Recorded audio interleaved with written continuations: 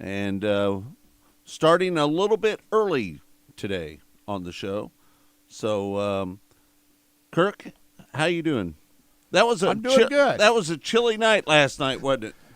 Yeah, you and I were up at US 36 Raceway for the World of Outlaws. Huge crowd up there last night. Big, Man, giant crowd up it there. was a standing room only crowd. I'd say over maybe 6,000 people up there.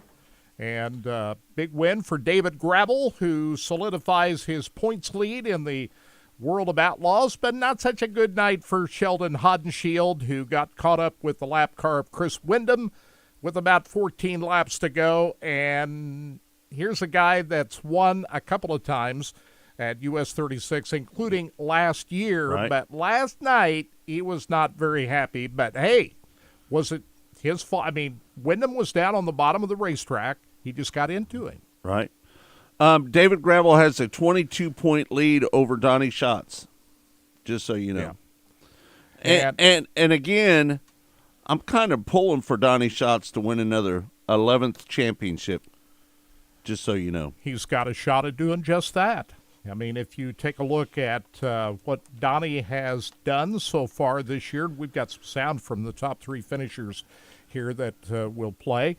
But he moved up through the field, got himself in a great position there at the end of the race, but with an open racetrack and late cautions, I don't think he had anything Kirk, for Gravel. were you really surprised by Sheldon Hodenshield getting into Wise? Were you surprised by that? Wyndham. He got into Chris Wyndham. Yeah. I mean, that was shocking that happened. I mean, he was I don't know if he just did he see Wyndham down on the bottom of the racetrack? Because when he entered the first turn, right? If he'd have saw him, he would have drifted around the outside of him. It was a lap car. But and then that was, very surprising. And then Carson Macedo gets into Rico Abreu. How about that? That was a pretty bad deal for Rico, wasn't it? Another big moment of the race. Right, yeah. Rico was set to make a pass on Macedo, but, I don't know if Macedo just kind of drifted just a little bit to the outside on him, right, or what exactly happened right there. But the two made contact. And when you take a look at the points championship this early in the season, Scott, Carson Macedo, even though he's won a race so far this year, it's been an up and down start to the 2024 season for Carson Macedo. It has been, and Carson Macedo is currently 92 points out of the lead in the championship battle. And Rico is not running for World of Outlaw points. He's a full-time high-limit driver, so right, he doesn't care about points. Rico just wants to win whenever he shows up at these World of Outlaw David events. Gravel picked up the second win of the season. He's the only driver to win 2 races this year, and that was his 90th career win. Did you know that, Kurt? That is. Yeah. Driving the Houston-sponsored car for Todd Quiring. And right now, you'd have to say with, 11 races so far into the season, that David Gravel is the clear favorite to win the championship the way he's running. He's right, been the most consistent driver right now. But you take a look at Schatz and what he has done to start the season, he's right there. I would say that right, Schatz would be the other driver that has a chance to take David Gravel down. Buddy Kofoid was putting a little pressure on Donnie Schatz there for a little bit, wasn't he? Good move up through the field for Buddy. A lot of that race, he was running 6th or 7th. He was as far back as 7th with about a dozen laps to go, and he made a late charge up there to get 3rd place. So, Todd, I don't know if we're set up to hear any of this sound, but we can play some of the sound here. Gen 4. Let's go with that. David Gravel coming up with the win. I asked him what he thought when Sheldon Hodenshield got into the back of Chris Wyndham. I was hoping I was going to get caught up in the crash because I didn't know how that was all going to happen, and luckily they kind of went down the hill and I went up the hill. So just thankfully we didn't get caught up in any of that. And, when it happened, I was like, just get by. You were really closing in on him there when that happened. Yeah, I thought we were good. I thought we had a car capable of winning no matter what. I felt like when we got the traffic, we were able to move around, and those guys I feel like got complacent or on the bottom.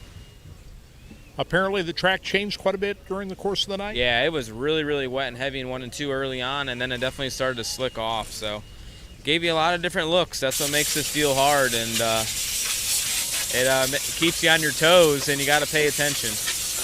Lots better than here a year ago, wasn't it? Yeah, no doubt. Feels good to avenge last year and move on, put that behind us. You're out in front of the points right now.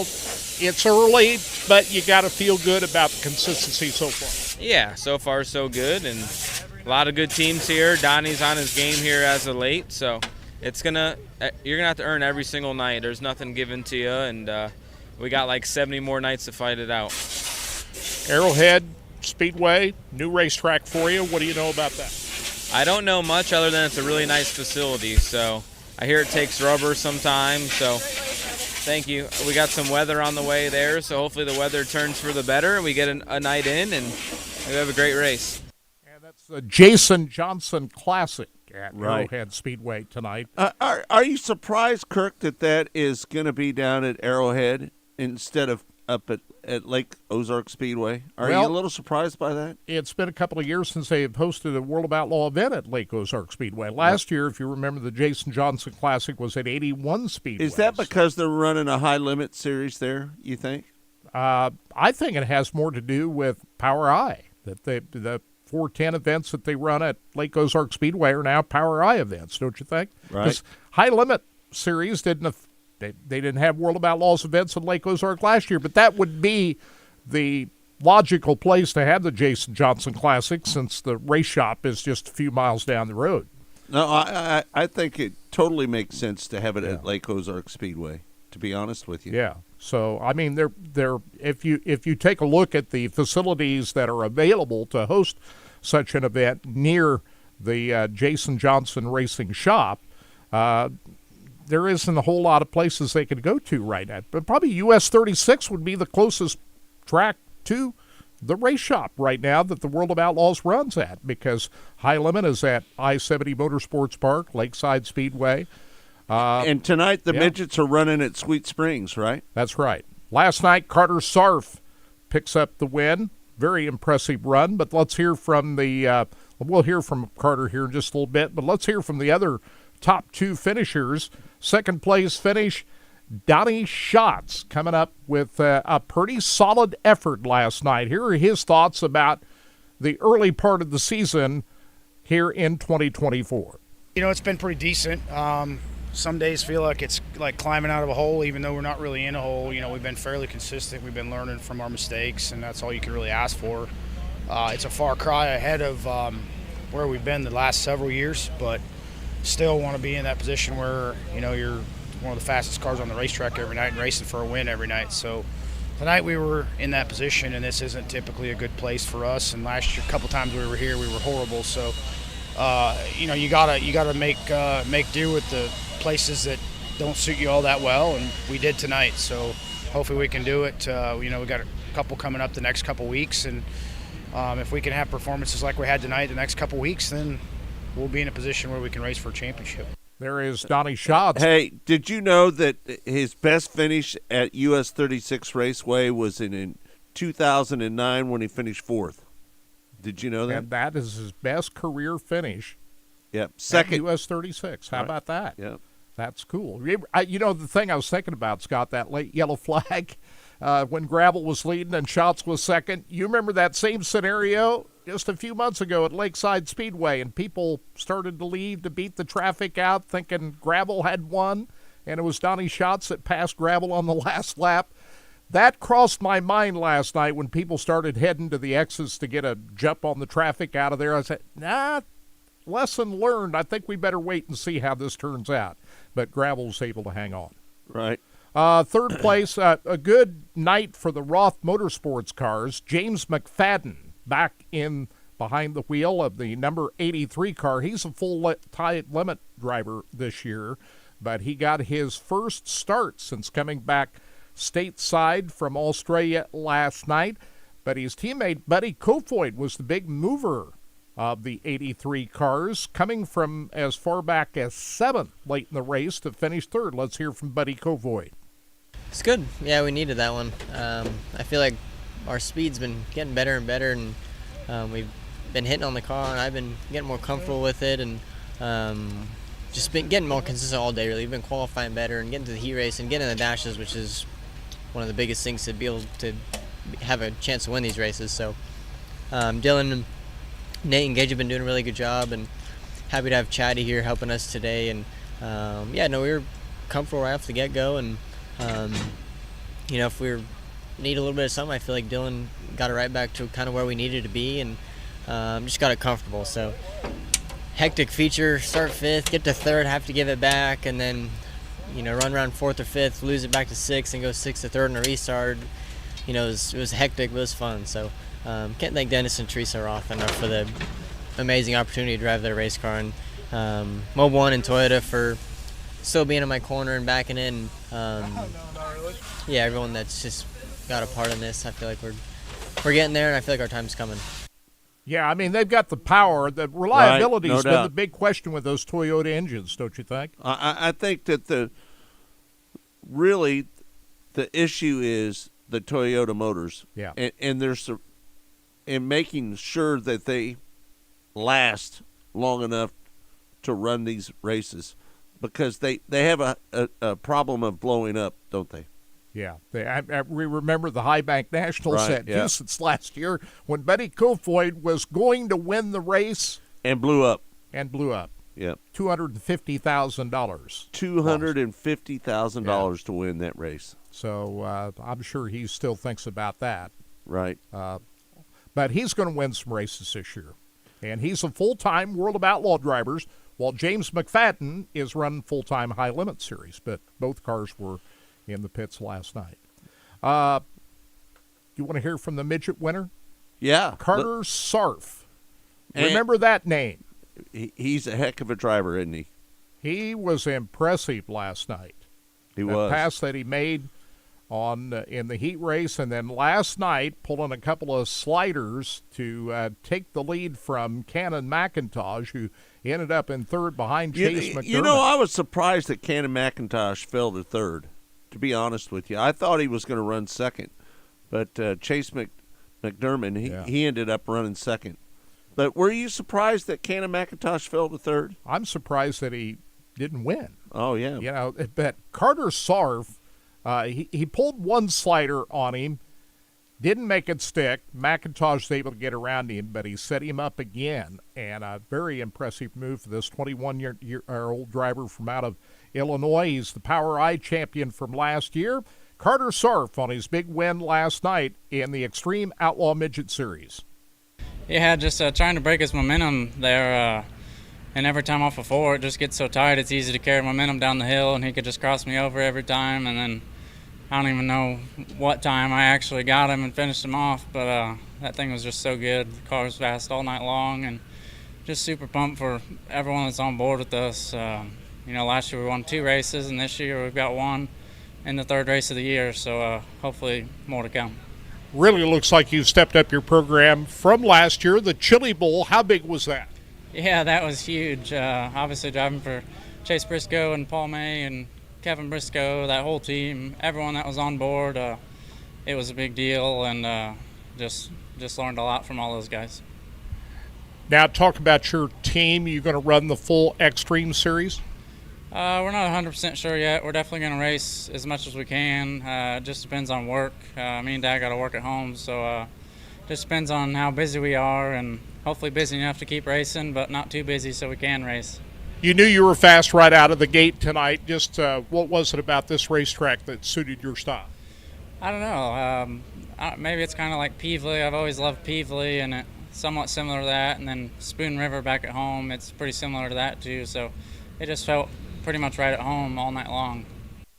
23 race cars, Scott. It didn't seem like, that's a large number of cars, but these guys put on a show last night. How many sprint cars they have last night? 41.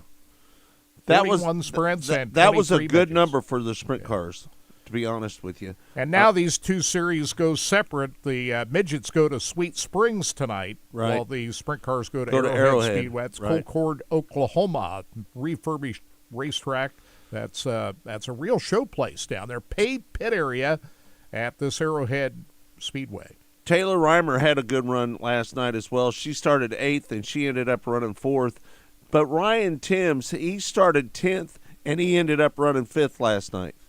Yeah, he double dutied last night. He had both the sprint car and the midget working last night. Yep. So Ryan Timms, pretty busy guy last Jimmy night. Jones, Keith Coons takes care of the midget, and Jimmy Jones takes care of the sprint car. Yeah.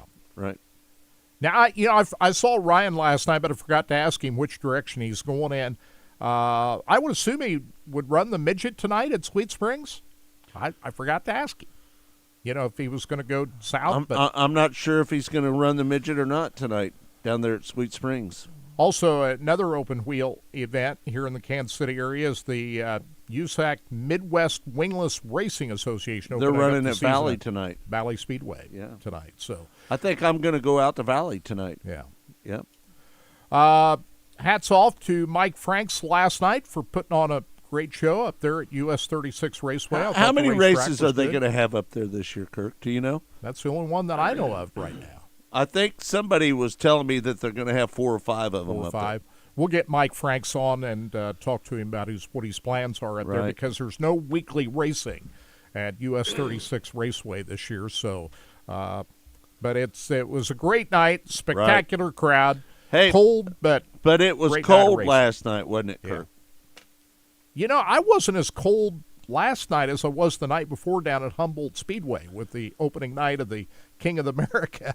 For Right. some reason, I felt colder on Thursday night than I did last night. Hey, Kirk, you had to borrow a jacket from me. Your jacket. Thank Right. you for doing that because I forgot to throw in my heavy coat last night. When I got to the track, You I looked back realized there, I had my Racing Boys sweatshirt, but no heavy coat. And I'm thinking, oh my God, gosh. it's going to get cold It's going to be tonight. cold tonight. But thanks for letting me use your coat. Right. Hey, we had another sprint car race last night down in Texas. The Power I 410 Outlaw Sprint Cars. How do you say that again? It's the Power I 410 sprint cars. Brent Marks picks up the win. Blake Hahn was second. Noah Gass was third. Wayne Johnson was fourth. And Sam Haferteef was fifth. Looked like Brennan Crouch had the fast car there, at least early in the race, but made one big mistake, slipping up into the loose stuff up high. That's a tricky racetrack Spun anyway, out. but Brent Marks was able to take advantage of it. Yep. Brent Marks, are you a little bit surprised that Brent Marks was down there at the Power I race instead of at the World of Outlaw race No, at US 36? I'm surprised there weren't more high-limit guys down there because in 2 weeks, the high-limit series is going to be at that racetrack in conjunction with the NASCAR Maybe weekend. that's what Brent Marks was doing. Yeah. Going down there practicing. Exactly, getting a Right. feel of that racetrack. And wouldn't he have the heads up on his competition now? I mean, we saw Tyler Courtney and Rico up here at US 36 Raceway while Brent Marks was getting a handle on that racetrack down there, which, by the way, the High Limit Series closes out their season in October. Right. So that's a very important racetrack. So no surprise that Brent Marks was there. I'm just surprised there weren't more full-time high-limit guys down there last night. Kirk, Jake Tim picks up the win at King of America last night. What'd you think about that? Second good night for Jake Tim. Thursday night, he passed a lot of cars to get up as high as fourth. He had to come from way back in the field to finish fourth. And last night, he had to make a similar run up through the field last night as he hugged the bottom of the racetrack at Humboldt Speedway last night. That made it work for him. But Darren Fuqua, who won Thursday night's feature event, took a different tack. He was running the high side, and he made his move up through the field to finish in second place with Jim Right. Chisholm, the early leader, rounding out third. So I thought it was interesting, a couple of different styles and different tacks last night by the race winner Jake Tim, who hugged the bottom of the racetrack, and Darren Fuqua working the high side. We want to give a shout out to Terry Phillips, who ended up running second as well Thursday night. Yeah. on Thursday night. Thursday night, Yeah. Terry Phillips ended up in second place. Another big incident on Thursday night was Tyler Wolf's smack of the wall down in turn number 3. after Brock Bowen blew an engine, dropped a lot of fluid on the racetrack, and Tyler Wolff, who was running third at the time, hit that wall at Humboldt Speedway about as hard as you can ever imagine. They got blocks around the outside of the wall. He moved one of those blocks clear off and in behind the back wall. That's how hard he hit that wall. That says a lot about the pressure that he put on that wall, because, be honest with you, those blocks are real heavy. Yeah. Oh, man. I mean, that was incredible. Right, yeah. So he ended up running 21st. Yeah, and that was a tough go for him. Ryan Ragland, who he did some interviews, we'll hear from the top finishers here in just a little bit, told me, I asked him last night when I had him on the phone, that it was Tyler Wolff there last night. He said, no, Tyler Wolff went home. So I hope his he's car. Okay. They did a lot of damage to his race car, but that was a scary incident. And we had we had a B-Mod get upside down in the B-Mod feature the other night as well. Who was that? The name escapes me right now. 32 car. But he was okay. And anyway, a lot of action down there on Thursday night. Not as many crashes last night as we saw on Thursday night. Darren Fuqua. Last night was a lot smoother night. Last night, Jake Tim was running the bottom, and Darren Fuqua was running the top. Yeah. Wasn't he? Yeah, Fuqua really had that top side working pretty well. Right. But, yeah, it was just that was interesting part of the whole race. The top two finishers had different lines Different that they lines, ran right. in the racetrack. So tonight is the big night at Humboldt Speedway, the King of America 14. This will be the 14th annual event. Dan Ebert is the defending winner of this event, and he had a problem last night. He had a tire. Was it a right side, right front, or Right rear front, I tire? think it was. Yeah. So he pulled off the racetrack, but he's going. It for looked two in like a it was row. laying over on the right front to Right. me. I don't know if it was on the right rear or not, but it was on the right side for sure. But none of that matters now because all three of these nights are separate shows, so they'll attack this race tomorrow night without regard to what's happened the previous two nights. Complete. They run the heat races. If you don't finish in the top 12, I believe, in passing points, you got to run the B-Main. And so these guys will it doesn't matter where you finish Thursday or Friday nights, three separate shows. They'll go for the big money tonight and the big crown of King of America down at Humboldt Speedway.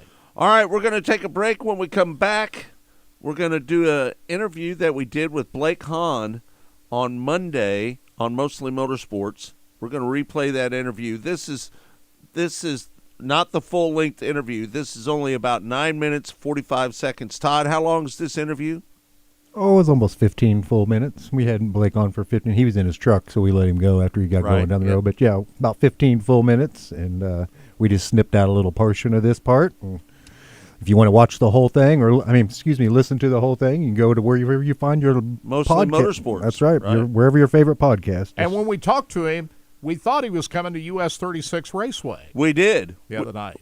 I was shocked that he wasn't there last night, to be honest with you. But if you're Because they told me that they were going to be there.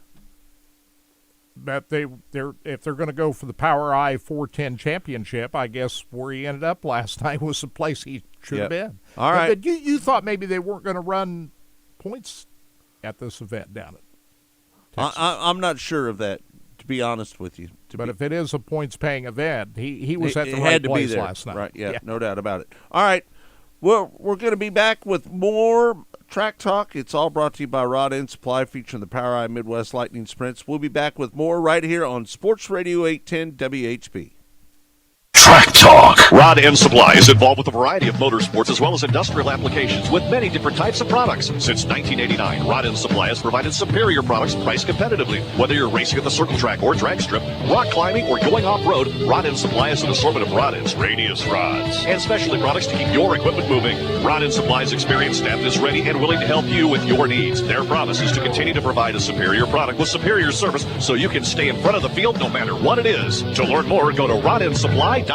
Underdog Fantasy's newest pick'em product is active in Missouri. Pick'em Champions. Pick 2 to 5 players from at least 2 different teams. Select higher or lower on player stats. Once your entry is ready, pick your entry fee and submit it to be placed in a contest alongside other underdogs. It's legal in Missouri, and it's a ton of fun to play along while you're watching the Kansas City Royals. Underdog is super easy to play, and it's even easier to get started. Go to their easy-to-use mobile app or to UnderdogFantasy.com. Sign up with promo code 810WHB, and Underdog will match your first deposit up to $100. Plus, they'll give you a mystery special pick to use on your first pick-em entry. That's Underdog Fantasy, promo code 810WHB, to get your first deposit of $10 or more, up to $100. Matched, plus your special pick. I love Underdog Fantasy, and you will too. Must be 18 plus and present in a state where Underdog Fantasy operates. Terms apply. Concerned with your play, call 1-800-GAMBLER or visit www.ncpgambling.org.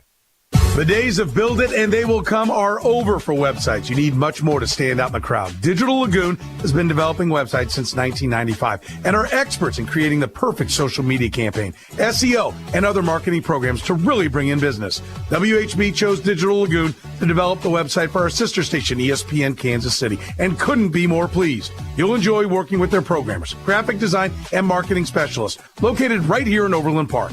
Contact Jordan at digitallagoon.com. Ready to change your life? Get a smile you'll love to the moon and back. Expert orthodontist Dr. Moon and his friendly team use the latest technology to make your journey fast, precise, and affordable. They invite patients of all ages to experience warm orthodontic care in a family-friendly atmosphere, serving all ages in Olathe and Overland Park while offering the latest technology in orthodontic care. It's Moon Orthodontics. Revolutionize your smile with a free consultation. Visit moonortho.com. April is here, and with the springtime weather, it's important to have quality windows. If yours won't open to let in the fresh air, won't seal tight to keep out the pollen and bugs, or have been leaking water all winter, then it's time you talk to the experts at Window Nation. Right now, for every 2 windows you buy, you'll get 2 windows free. There's no limit to how much you could save. Plus, you could save even more with no interest or payments for 24 months. Call 866-90-NATION, 866-90-NATION, or visit windownation.com to schedule your free in-home estimate. Window Nation's windows come with a lifetime warranty and can be installed in 1 day or less. With proven quality and service, when you buy from Window Nation, you can rest assured you're getting affordable windows that meet or beat the ones from the national brand names. Don't miss out on your chance to afford quality windows with an unlimited buy 2, get 2 free, plus 0 interest or payments for 24 months. You can't afford to wait. It's easy. Call 866-90-NATION, 866-90-NATION, or visit windownation.com to schedule your free in-home estimate. At Charmin, we heard you shouldn't talk about going to the bathroom in public, so we decided to sing about it. When you roll Charmin Ultra Soft on the party, this is more, so roll it back, everybody. Charmin's irresistibly soft and hella nice. The grip is always soft. It's our party vibe. It's cushion and clean, so our cheeks feel fly. So what? Everybody wanna touch the sky. Charmin Ultra Soft is irresistibly soft and more absorbent, so you can use less. Enjoy the go with Charmin. It's Family Leisure's Factory Direct Hot Tub Sale. We have hot tubs coming in every week. No need to wait for months. Come get your dream hot tub today. Family Leisure also has pools in stock for spring installation. Don't go another summer without a pool for your family. Come in and see our huge selection of patio furniture. Family Leisure is your one-stop shop for pool tables, shuffleboard, bar stools, and home theater seating. All priced to go. Mention 810 and save more at Family Leisure in Olathe. 913-888-7727. Awesome!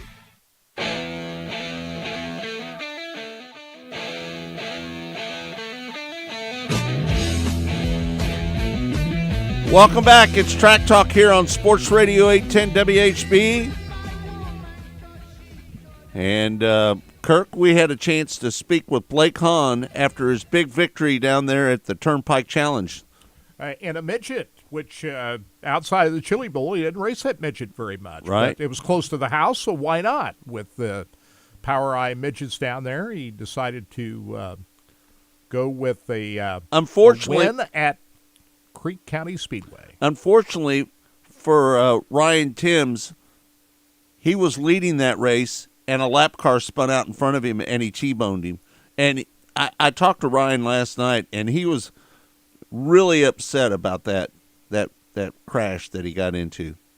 Yeah, I mean, it similar to Sheldon Haudenschild getting into a lap car last night, but I think this was worse for Ryan Timms than what we saw at Sheldon Haudenschild last night, because the contact was a little bit more with Ryan Timms' incident in the midget.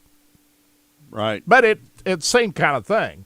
You're leading the race and you get into a lap car, and it costs you the race. So, right. The 55 car last night. Blake Hahn was able to take advantage of all of that in that midget down at Creek County Speedway, but now he turns his attention to full-time Wing 410 sprint car action. When we spoke with Blake earlier in the week, we thought he was coming to US 36 Raceway, but instead made the trek south to Texas Motor Speedway. Closer to home, probably. Yeah, and the Power I-410 midgets, which he said he's going for the championship this year. And right now he's off to a great start after finishing second to Brent Marks last night. Here is a portion of the interview we had with Blake Hahn earlier this week on Mostly Motorsports.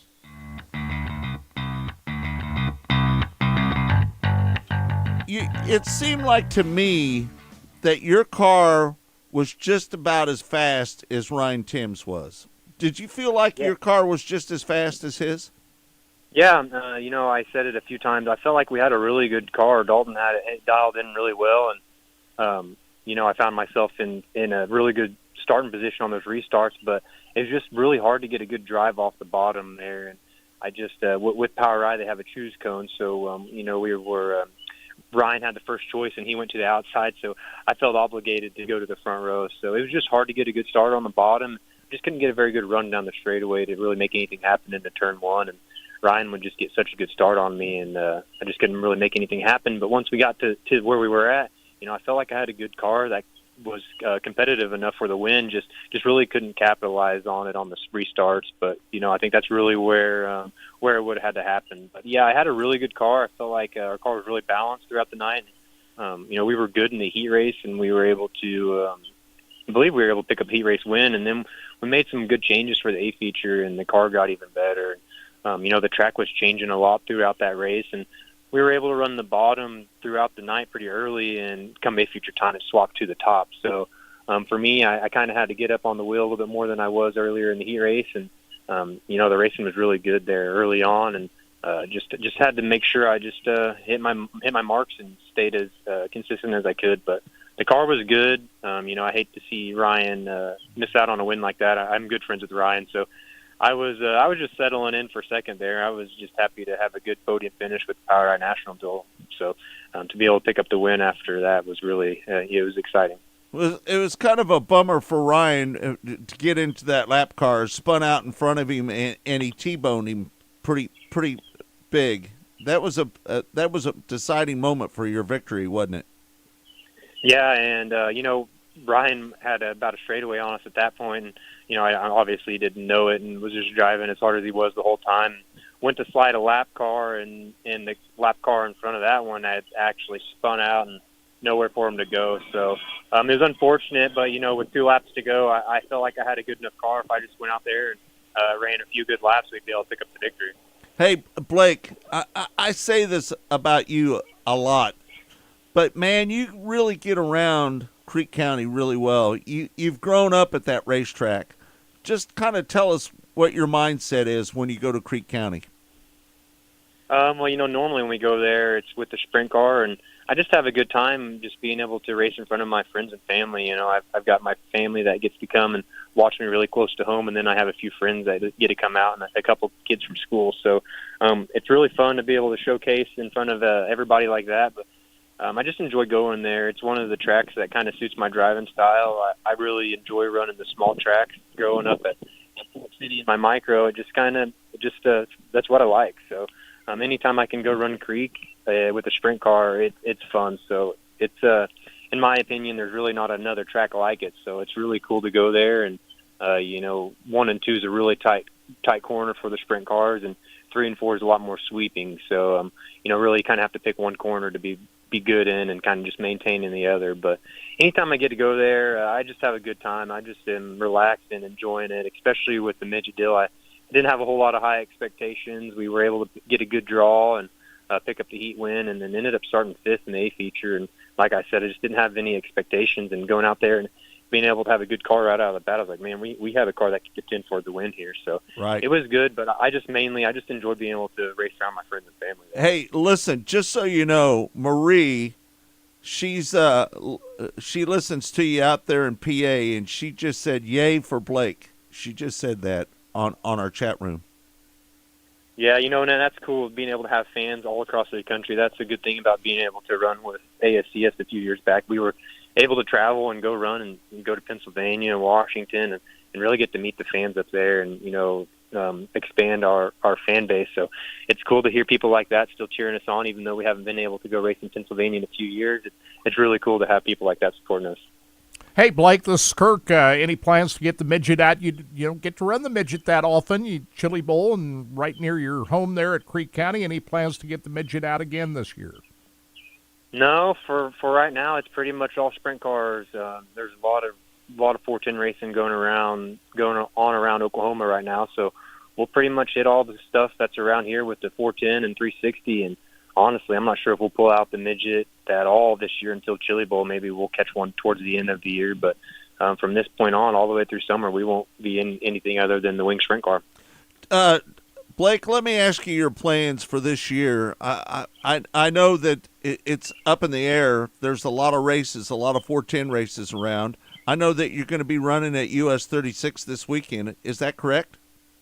Yeah. So we'll go with the World Outlaws this weekend to US 36 and then Arrowhead Speedway here in Oklahoma, not too far from home. And we have a pretty good schedule. Like you said, we'll run with the World Outlaws and high limits, ASCS, and just fit in a whole lot of stuff in between. But yeah, we've been able to put down a pretty good schedule. We've got about 75 races on the schedule so far. And, honestly, it's a lot of stuff's really close to home. Don't have to travel too far to run. So that's really good. We're considering running the Power Eye 410 series up there in Missouri and kind of just based around that area. I think there's about 30 races on their schedule. So it really fits into our schedule really well. And, just kind of play that by ear and see how it goes. But, hopefully we can be there and contending for a championship at the end of this year. Blake, you only had the sprint car out a couple of times before Saturday night at 81. What did you learn at 81 Speedway on Saturday night? Qualifying is a big deal, and trying to get that good qualifying run is pretty important at these World of Outlaw events, isn't it? Yeah, it's everything, it's how you start your night, and it's how it basically sets your night. So for us, it was our first night with the Outlaws this year, so we were just going to go out there and just try to get comfortable in the car. We've been struggling with getting a good grip of the car, so we've been really focusing on just trying to excel and get better and better with that. So we made some really good changes throughout the night. Hot lap, we were decent, and we made some really good changes for qualifying, and I felt really good in qualifying, just made a few mistakes there, and with that group of guys, one mistake, a couple tenths. So didn't really sit really great in qualifying and started pretty deep in the heat race, and unfortunately had to run the B feature, but it was good for us to be able to just get some more laps and almost made it into the A feature, but a few more mistakes on my part in the B feature sent us home early that night. Yeah, what happened in that B main? You had a qualifying. You were up where you get qualified for that A main. What happened in the last three laps there? Yeah, we were sitting in the top four pretty much the whole race, and then had a caution with about 2 laps to go, or maybe about 4 laps to go, and ended up getting passed by Dominic Stelzy and Brown on the restart, and just got a bit out of my rhythm there and just started overdriving the car and ended up getting up over the cushion in 3 and 4, turned the car sideways and ended up collecting Austin McCarl as that happened. And just a couple laps left after that and pretty much ruined my hopes to make the A feature. So we ended up just pulling in the infield and loading up and heading back to Oklahoma. Now you're going to try to run for a championship of your own. You're going to attack this Power Eye 410 series this year, right? Yeah, that's the plan. Like I said, those 30 races, they just fit really well in our schedule, and we don't have to travel too far. So as of now, that's the plan. I can't say that's exactly what we're going to do with so much racing in the area here. We just kind of playing it by ear. We've got about 3 options every single week and all the way through the summer. So there's a lot of stuff that can happen. But, yeah, for now, that's the plan. And, yeah, hopefully we'll be able to pick up the championship. Hey, Blake, 410 Racing is making a really big comeback right now. You've got the High Limit Series, you've got the World of Outlaws, you got Power Eye. 410 Racing is kind of making a little bit of a comeback. Would you agree with me on that?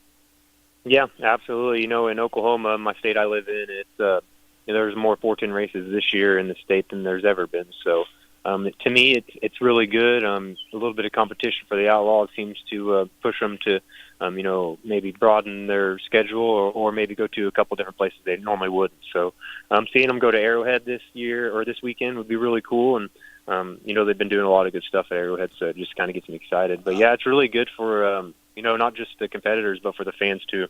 How are you going to run any high limit races this year? Yeah, so after this weekend, we're going to try to get everything ready and head over to the ditch in West Memphis and run that Tuesday night with high limits, and then head up to I-55 with the Outlaws. So next Tuesday we should be with high limits, and then actually we'll try to make the red dirt race here in Oklahoma the week after that. All right, there you have it. That's Blake Hahn after his victory down there at Creek County Speedway, Turnpike Challenge. And unfortunately for Ryan Timms, he was caught up in an accident, and that gave Blake Hahn the lead. It did, and that's the last time we'll see him in a midget, he said, till probably Chili Bowl next year. Right. So, and you heard Blake say that his plans were, when we talked to him on Monday, he was planning to come to on US coming 36 up to US 36 and Arrowhead tonight with the World of Outlaws, but obviously a last-minute change of plans, and that's the fun part about it. That's where Blake Hahn is with his racing team. They make decisions on the fly. They're going to go for this 410 out Power I championship. But Kirk Elliott, that was a non-point race last night, yes. wasn't it? Non-points race right. at Texas Motor Speedway, and that's why he was thinking about coming to US 36 and Arrowhead tonight, because that is a non-points paying event at Texas Motor Speedway. You know what I figured out? I think it was just closer to home.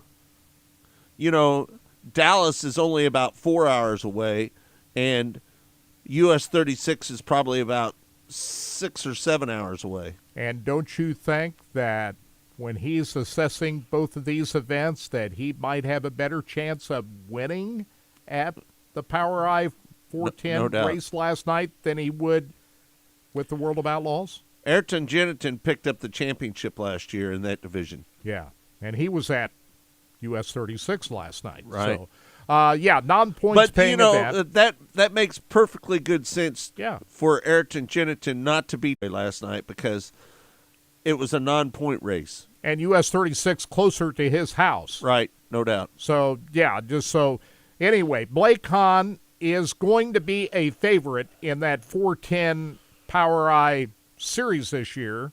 The way he ran last night, you got to declare him as one of the favorites. Don't you think that it's going to come down to between him and Gennington? Don't you think it? I think so. But I don't know for sure. Joe B. Miller's going to be running that series as well. But I don't know for sure what Ayrton's plans are going to be. Will he run Knoxville more on a regular basis this year?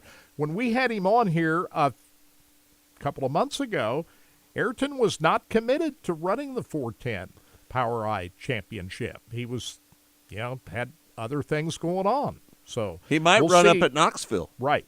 And a lot of this is that you can run the first few events of the Power I 410 event series and see how it goes, and then make a decision whether if you're sitting good in the first few races of the 410 Power I series, right, you're going to hang with it. If you're up at the top of the points in that series, you're going to stick with it. And Kirk, opening night up at Knoxville is April 20th, correct? Right. Yeah. Brody Brown won the Oil Capital Racing Series feature event at Texas Motor Speedway last night over Kevin Rutherford and Sheldon Barksdale. So they had the 360 Oil Capital Racing Series on the card last night down at Fort Worth. All right, we're going to take a break. Track Talk is brought to you by Rod End Supply, featuring the Power I Midwest Lightning Sprints. When we come back, more on Track Talk right here on Sports Radio 810 WHB.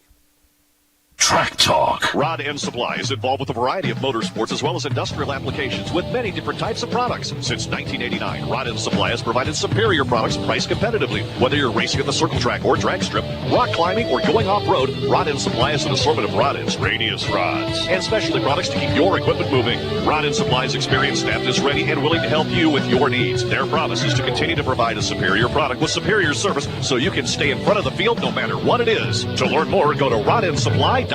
Each season, Blue Cross and Blue Shield of Kansas City and Sporting KC What team time up do to we need to be recognize out Blue by KC over there, Jay? Sporting Samaritans. This is a program that highlights Give me a students second and to do the teachers math. who make Okay. the Kansas City community a better place to live, work, and play. If you believe someone within the Kansas City area education community would be a worthy candidate, please nominate these difference makers by going online to sportingkc.com/bluekc. That's sportingkc.com/bluekc. Say goodbye to busted brackets because FanDuel lets you bet on every game of the tournament. Whether you're betting on a big upset or a one seed, it's time to go dancing on America's number one sportsbook, my sportsbook, FanDuel. That's right. 56, Get a little you said? action on each one of the games. All right, Right 10 now, foot. new customers can get $200 in bonus bets if your first $5 bet wins. You heard me right. New customers get $200 in bonus bets if your first $5 bet wins. Win that $5 bet, that's $200 you get to use on point spreads, money lines. You can even pick who's going to win it all. I like me some Auburn. I like me some Tennessee. Those are teams that I'm going to be playing, probably on the money line, maybe even parlaying them as well. Visit FanDuel.com/Petro. Right now, you can bet on college hoops until they cut the nets down. FanDuel.com/Petro. 21 plus and present in Kansas. First online real money wager only. $10 first deposit required. Bonus issued as non-withdrawable bonus bets that expire 7 days after receipt. See terms at sportsbook.fanduel.com. FanDuel is offering online sports wagering in Kansas under an agreement with Kansas Star Casino, LLC. Gambling problem? Getting help is your best bet. Call 1-800-522-4700 or visit ksgamblinghelp.com.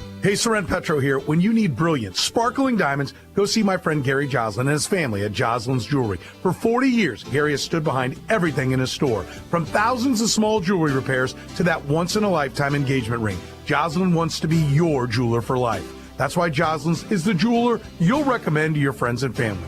See him at 95th and Antioch, online at joslinsjewelry.com. Joslin's Jewelry for the best that's yet to come. Buckle up and hang on. This is going to be a good one. The fans of Kansas Speedway know how to have a good time. One that celebrates fantastic finishes and family-friendly facilities.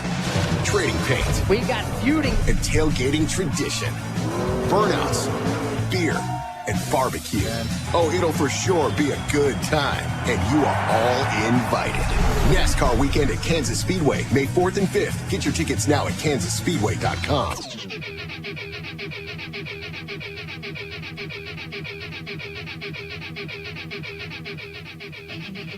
All right, we want to give a shout out to Kelly, who's listening in from Central Point, Oregon, as well as Scott, that's listening in from Fort Myers Beach, Florida, as well. So we want to thank all those guys that listen to us from around the country all the time. And tomorrow, Scott, we're going to celebrate the life of our good friend Lloyd Collins, right? The Merman. 6600 Antioch Road, Northeast Antioch Road. That's where it's going to take place. Newcomers Whitechapel. Right. Is where it's going to be. And we'll all gather at 1 o'clock tomorrow for the visitation, funeral services at 3 with a celebration of life after that. And, Scott, I don't know about you, but I'm still having a hard time with this one. Man, the Merman was... like a brother to us. Yeah, it's been pretty hard to deal with that he's no longer with us. But every time I watch late model racing, I always think of the Merman. And whenever I watch some of the bigger events, he and I would exchange texts back and forth about this and that. And you know, it's going to be a pretty rough road ahead for us. To be honest with you, Kirk, missing old Lloyd. You know, 6 weeks after he was diagnosed with this cancer, he passed away. That's crazy fast. Yeah, too fast. Way too fast. So, anyway. But you know what? He always said he was going to fight it to the end. He did. Yeah. He did do that. He had a great spirit right up to the very end. So if you're a friend of Lloyd, join us out at Sunday. DW Newcomers White Castle, or not... Whitechapel. Whitechapel. Not too far from where we sit right now, so we'll celebrate the life of the Merman Lloyd Collins. That's on tomorrow. Sunday as well. Tomorrow, yep. Mm-hmm. So, anyway, it is that's a pretty tough thing right now. Hey, the NASCAR race last week, did you see that race at Richmond? Everybody's making a big deal out of Denny Hamlin jumping the restart at the end of that race. What'd you think? Did he jump it, Kurt? Yeah, but here's what I got a problem with most people that thought that NASCAR should have threw the yellow or started over again. I get the rule. I get you got to be even when you hit that line at the restart zone. Right. And Denny and they admitted that he jumped the start. But here's why I don't have a problem with NASCAR not making a call in that situation. You still don't know until you go back and look at the data that he accelerated that time. When you first look at it, and you have to admit, when you saw it in real time at the beginning, it looked like he jumped the start. But wasn't that blatant? And here's the other problem I don't have. Here's the other reason I don't have a problem with NASCAR not making a call in that situation. He was the leader of the race.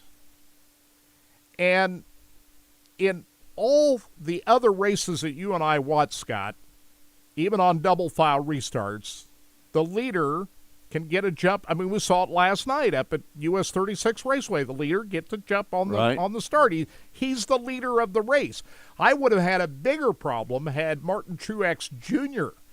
jumped the start than I had with the leader of the race, which he gained the lead in the pits. Kirk, it doesn't matter if you jump the start. You need to throw the yellow flag. But to be honest with you, it's a ball and strike call. In real time, NASCAR's got to make that call right now. They didn't make the call, and it is what it is. But I'm surprised that as many people are making a big deal out of this. What do you think, Todd? Than they are. Well, like you said, I spoke about it last week, and I mean, people get jumps all the time. It is what it is. They're not going to restart a race because he got a little jump. It wasn't that blatant to where they were going to drop the flag.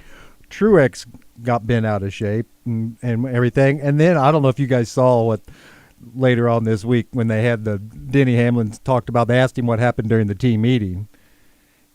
Did you hear what he said? No, what did he say? Denny Hamlin said, well, Martin Truex hasn't been to a team meeting at JGR in 3 years in person. No way. He only does it via phone or Skype. He's not there physically. 3 years he hasn't been there. So he goes, so I don't know what he's on the meetings, but he's on. Well, this is what here's Zoom you can see what it says on the comment up here on the paper on the big screen where we're putting it on there. It says Martin Truex Jr. hasn't been at a JGR meeting in 3 years. That was what Denny Hamlin revealed in a podcast this week. Kirk, do you want to play a little? Teammates fighting with each other. Exactly. What do you think about that? I mean, Truex got into the back of Hamlin there at the end and said, yeah, he jumped the start and ran into the back of him on the cool-down lap after the race is over. There was a lot of hard feelings after that race. Yeah, among teammates. Yeah. So I don't know. And then the fans get involved. But I didn't think Elton Sawyer's reaction to it helped quell everything right now. I mean, Elton Sawyer of NASCAR out and said, yeah, he moved ahead, that's for sure, when, I'd probably advise Elton Sawyer just keep his mouth shut after that. Or make a statement that the call was made. You can't go back and fix that afterward. What are you going to do? Throw the yellow flag right then and start all over again? I think you should. I think you should throw the yellow flag. Well, if it was blatant, to me it wasn't that. I get it, he got a jump, but to me it wasn't that blatant of a jump. I don't know, man. And Hamlin was the leader of the race. That's the thing. That's Doesn't the he? thing. Doesn't he? I know he dictates how it goes, and you're not supposed to take off. I get that Martin was upset that because he had the race won. If that, if that incident hadn't occurred between Larson and Bubba Wallace there's no question that Truex was going to win the race. Yeah. And so with the tire wear there, everybody came in for tires before that restart, and Denny Hamlin got out ahead of Martin Truex. And so there's, with the start side by side, in a lot of races you see the Delaware double file restarts where they put the leader out in front and then everybody lines up. Late model racing does that way. But sprint car racing, we saw last night at US 36, they line them up side by side. Right. But still the leader gets a little bit of the jump because he's the leader. Shouldn't the leader have some kind of an advantage? 22 cars finished on the lead lap. That's a pretty good amount of cars. Yeah, and this overshadows the talk about they used the wet weather tires to start the race because the track was a little bit damp. Right. There was no windshield wipers on the car, so they couldn't run in the rain there, but the track was still a little bit damp. And what'd you think about how that worked out with the wet weather tires? It seemed to work out all right. It seemed to be okay. I was good with it. How about you? Yeah. In a lot of ways, maybe it was better racing than when they put the slicks on. A lot of people are kind of commenting that it was pretty good racing, and there wasn't anything. If you were complaining about that, A you little were slippery. Yeah, you were just looking for something maybe to complain about if you were saying that was bad racing. But no, I get it. The leader isn't supposed to get the jump and all that, but man, for everybody who says they don't watch NASCAR, there sure is a lot of people mad about it. Don't you think a lot of it is? A lot of people just don't like Denny No, Hamlin. they hate Denny They Hamlin. just They love to hate him. When he got his last win, Oh, how yeah. many people booed him when he and got out of the car? He's the new Kyle Busch. And he relishes that. Right. No, he's- Hamlin embraces that. He does. Remember at Bristol last year, he said, "I just beat your favorite driver," and he was Right. asked, "Which one?" All of them. All of them. And of course, they made a big deal on the Netflix series. He said his grandpa or his Yeah. dad. His dad told him that might have been a little too much. You might have backed off from after that one. Right. So we'll see what happens at Martinsville this weekend. They had the truck race last night. Christian Eckes won the truck race last night. Xfinity today and the Cup Series tomorrow. And if they have some more rain in the area, we'll see maybe the wet weather tires again at Martinsville. Kirk, hour number 2, we're going to play some sound from King of America. That's right. Ryan Ragland got sound from the top 3 finishers last night down at Humboldt, so we'll hear that. And we've got some other sound, too, that we're going to play. And hour number 2, you can watch it on Facebook, on YouTube as well, just so you know. And our homepage. And our homepage Yep, as on well. Race the Boys. Just click that live button right there. Right. It'll take you right to another live stream. And tune in Monday for Mostly Motorsports, brought to you by Rod End Supply, 12 noon. If you want to watch it live, we do the podcast, all your podcast services as well. 12 to 2, right? Right. And we've got a lot of guests lined up. We're going to hear from Chase Rodman, the voice of the High Limit Series, for the first time in several weeks. And Connor Wade will report, the pit reporter. We have those guys on every week throughout the season. And we've got a couple of other guests we're getting lined up as well. Maybe Carter Sarf, who was the midget winner last night. We'll try to get him on the air. So who knows what we're going to have. Tune in Monday at noon. and one of the great drivers in Kansas City is Chase Parks. He's a really talented driver. He's driving for Johnny Herrera this year. Yeah, we saw him last night up there at US 36. No doubt about it. All right, thanks everybody for tuning in to Track Talk here on Sports Radio 810 WHB. It's all been brought to you by Rod End Supply, featuring the POWRi Midwest Lightning Sprints. And we can't thank you enough for tuning in from all around the country. We appreciate it. For Todd Surprise, for Kirk Elliott, I'm Scott Traylor saying thanks for joining us. We'll see you next week right here on Track Talk. It's all brought to you by Sports Radio 810 WHB and Rod End Supply, featuring the POWRi Midwest Lightning Sprints. We'll see you next week right here on Track Talk. Free my isolation.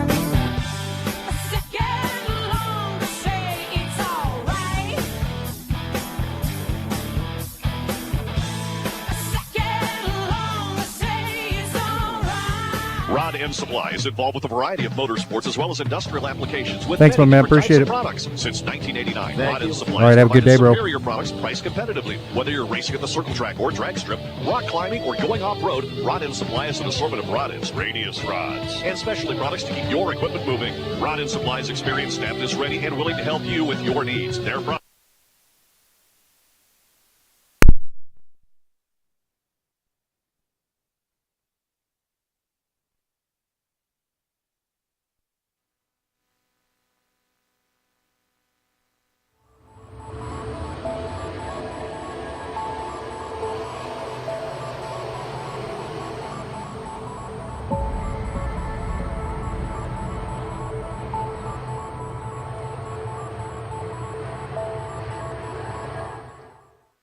Rod End Supply is involved with a variety of motorsports as well as industrial applications with many different types of products. Since 1989, Rod End Supply has provided superior products priced competitively. Whether you're racing at the circle track or drag strip, rock climbing, or going off-road, Rod End Supply has an assortment of rod ends, radius rods, and specialty products to keep your equipment moving. Rod End Supply's experienced staff is ready and willing to help you with your needs. Their promise is to continue to provide a superior product with superior service so you can stay in front of the field no matter what it is. To learn more, go to rodendsupply.com.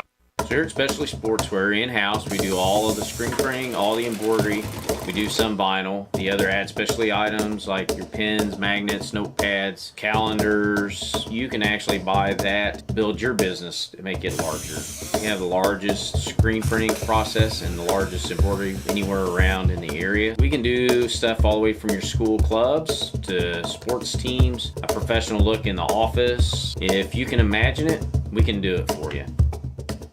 From the circle track to the drag strip to off-road racing, Rod End Supply has been keeping their customers at the front of the field since 1989. Whether you need rod ends, tubular rods, or specialty products, Bob Douglas and his Rod End Supply staff are always ready to help you with your needs. You can visit them on the web at rodendsupply.com or call them at 800-284-2902. That's 800-284-2902. Rod End Supply, keeping you at the front of the field.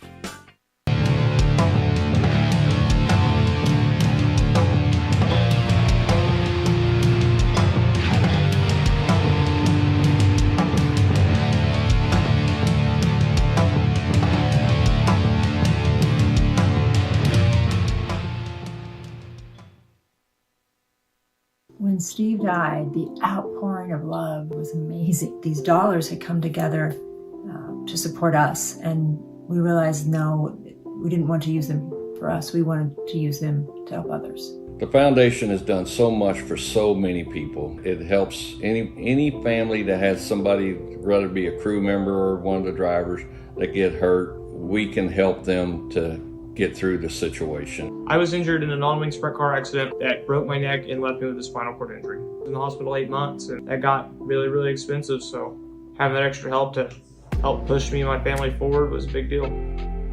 Yes, Steve's death is the reason the foundation exists, but it's Steve's life, and it's the lives of racers everywhere, is the reason we're able to do the work we do.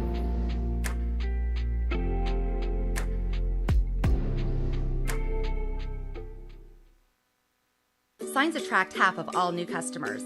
A vehicle wrap can get 30,000 views per day. On-site signage costs roughly 2 cents per view. At Impact Signs, Awnings, Wraps, we know signs work. Custom signs, interior or exterior, for any application. Commercial awnings, any shape, any size. Full-color video displays, time and temp boards, gas price changers, and scoreboards. We can wrap anything, vehicles, trailers, boats, and more. Check us out at impact4800.com. Race fans, the National Sprint Car Hall of Fame and Museum is open 7 days a week, year-round, for you to come in and check out all of the wonderful race cars on display in the museum, and our online store at sprintcarstuff.com is open 24 hours a day for you to check out everything that we have in stock for sprint car fans. Whether it's for a birthday, anniversary, or Christmas, sprintcarstuff.com has it all. That's at the National Sprint Car Hall of Fame and Museum in Knoxville. Go harder, faster, stronger with Rod End Supply. Whether you are running industrial, farming equipment, or a race car, Rod End Supply has the assortment of rod ends, radius rods, and specialty products that will help you lead the field in performance. Our superior design means our rod ends last longer and perform better, giving you the edge on the track and saving you money. Contact Rod End Supply or order online today at rodendsupply.com. We don't just sell them, we race them. rodendsupply.com. Serving the racing community for over 30 years. Hey, this is Larry the Cable Guy, and you're listening to Racing Boys, and if you ain't listening to them, you get out of the country because you're a communist. I love the Racing Boys. Like Mater says, they make me happier than a tornado in a trailer park. You know, the funny thing about that is the Larry voice and the Mater voice are exactly the same. Get her done! It's time for America's most unique motorsports show, Track Talk, brought to you by Rod End Supply and the Power Ride Midwest Lightning Sprints. Here are the Racing Boys, Scott Traylor and Kirk Elliott.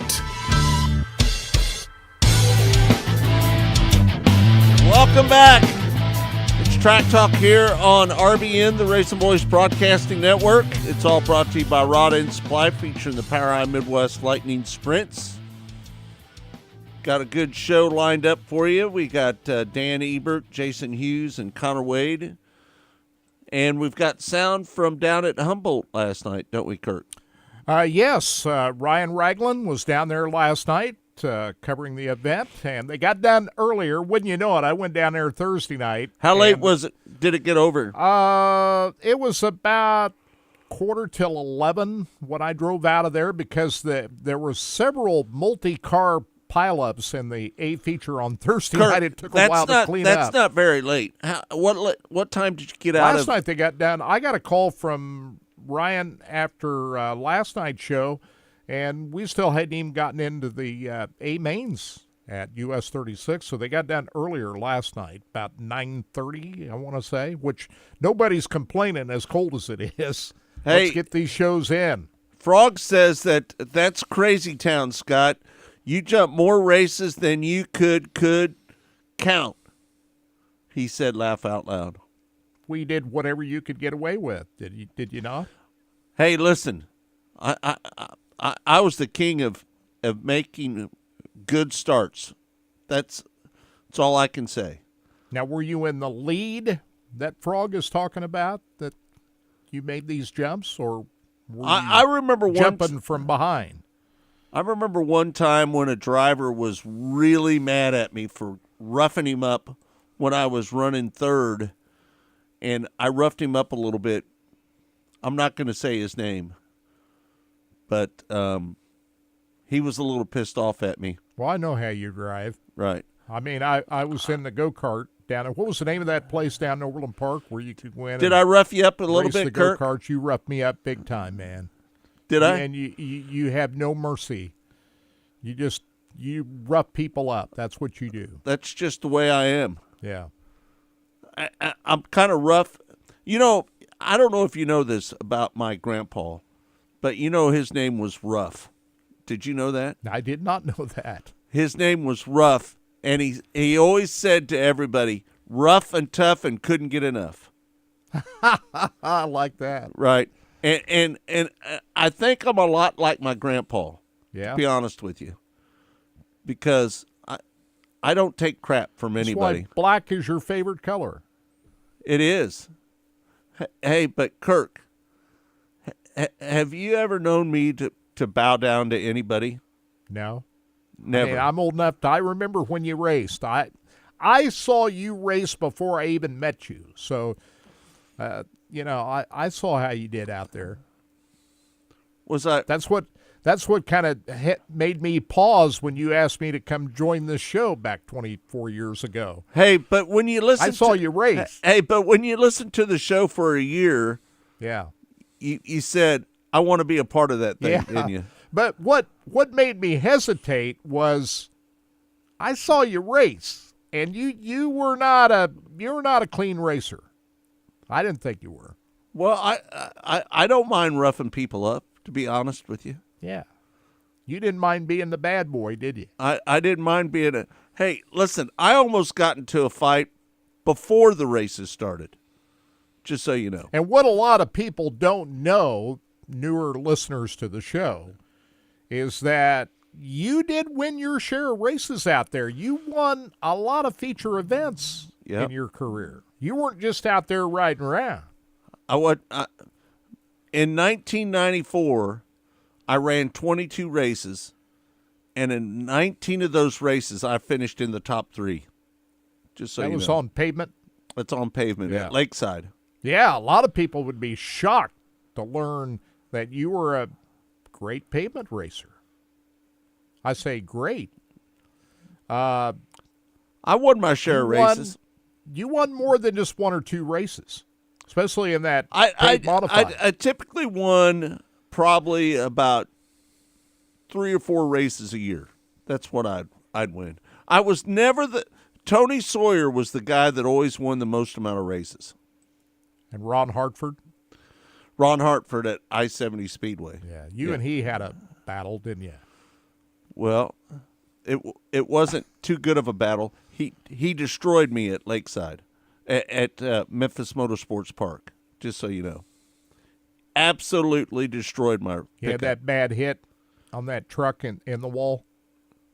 He turned you. He hooked me. He hooked you. He hooked me. Wow. Let's not talk about that.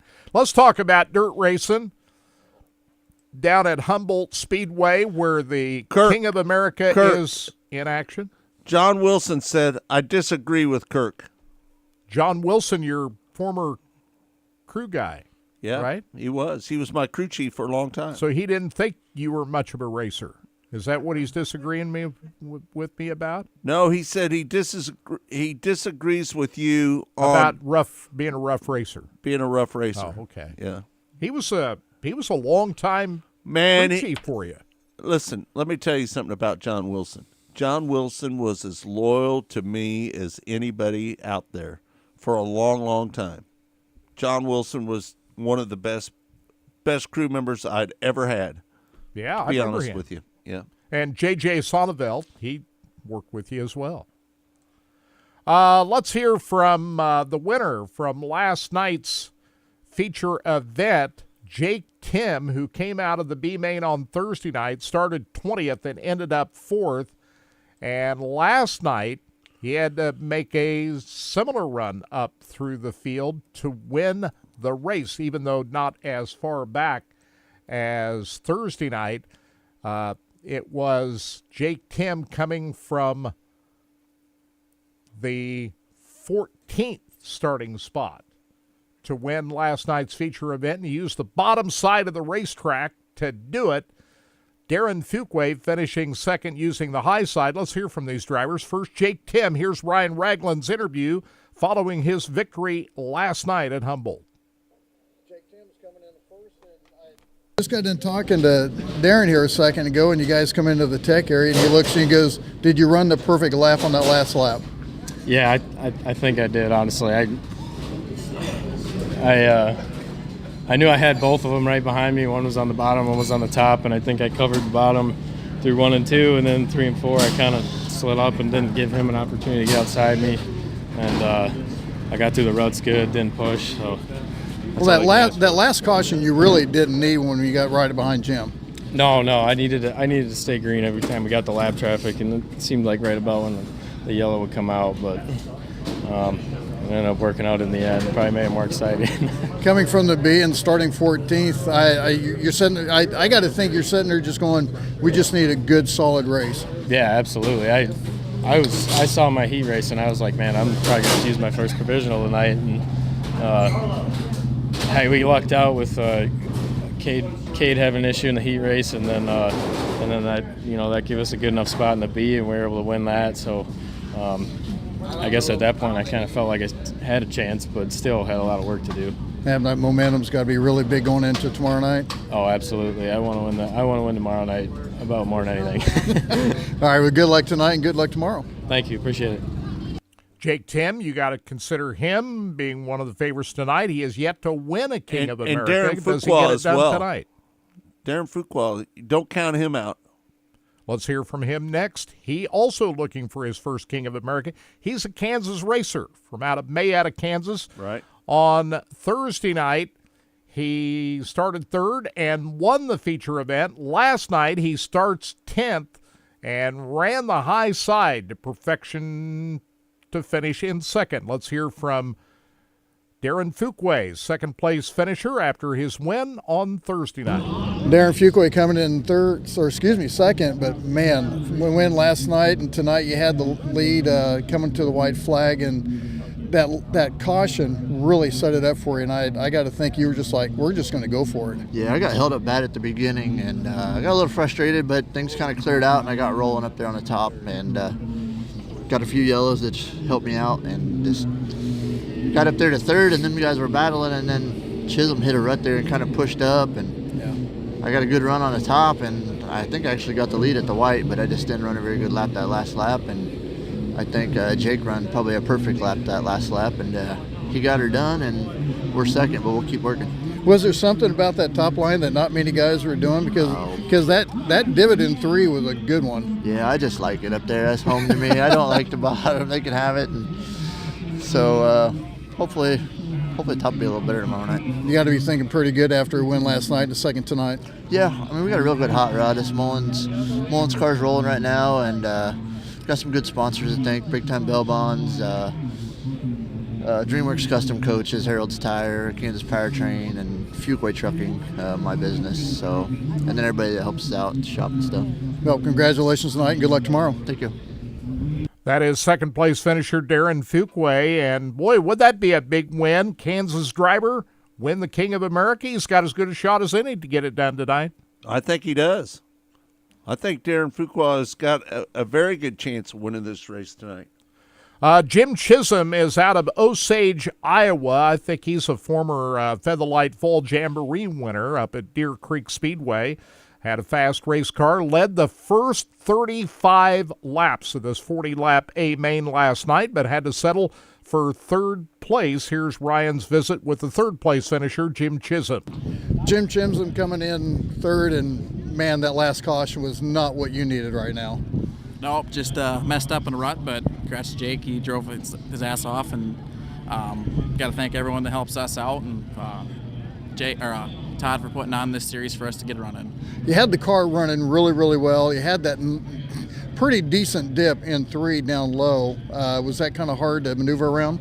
Yeah, just misjudged one corner and got a little above it and didn't hit the traction, and Jake was able to make it through it, but car's feeling a lot better than we did yesterday, so we're on the right track. I was going to say probably not too many adjustments tonight going into tomorrow. There'll be a few. We need to work on a couple little things, but other than that, we should be good. All right, nice job tonight. Thank you. And there you have it, Ryan's visit with the top 3 finishers last night. And tonight is the big night, $12,000 to the King of America winner. They'll be celebrated with, they got the throne, the cape, the king, kind of like the King's Royal, but this has got its own touch to it. And we've only had one 2-time winner, Ryan Gustin, but he's late model racer now. Can Dan Ebert, who won this race last year, be the first driver to go back-to-back in the number 60 car? Last night he had a little bit of an issue, had a tire go down in that race last night. The night before that, he had to come from the B main, and so he'd like to get a better draw tonight so that he can start, have a chance to start up front in this heat race and get qualified for the main event without having to run the B main. It's a separate show tonight. Nothing that happened Thursday and Friday night matters. They'll all show back up tonight. They'll redraw. They'll get set up for the heats, and who knows who's going to be in a position where they can. I think you need to. I mean, these guys have proven you can come from deep in the field and challenge in this race. Right, no doubt. So you don't necessarily have to start up front to have a chance, and there's far more laps in the King of America feature tonight. So any guy can come from the B main and have a chance of maybe even winning this race. You saw how Dan Ebert did it last year. Rodney Sanders came from 20th to 5th place.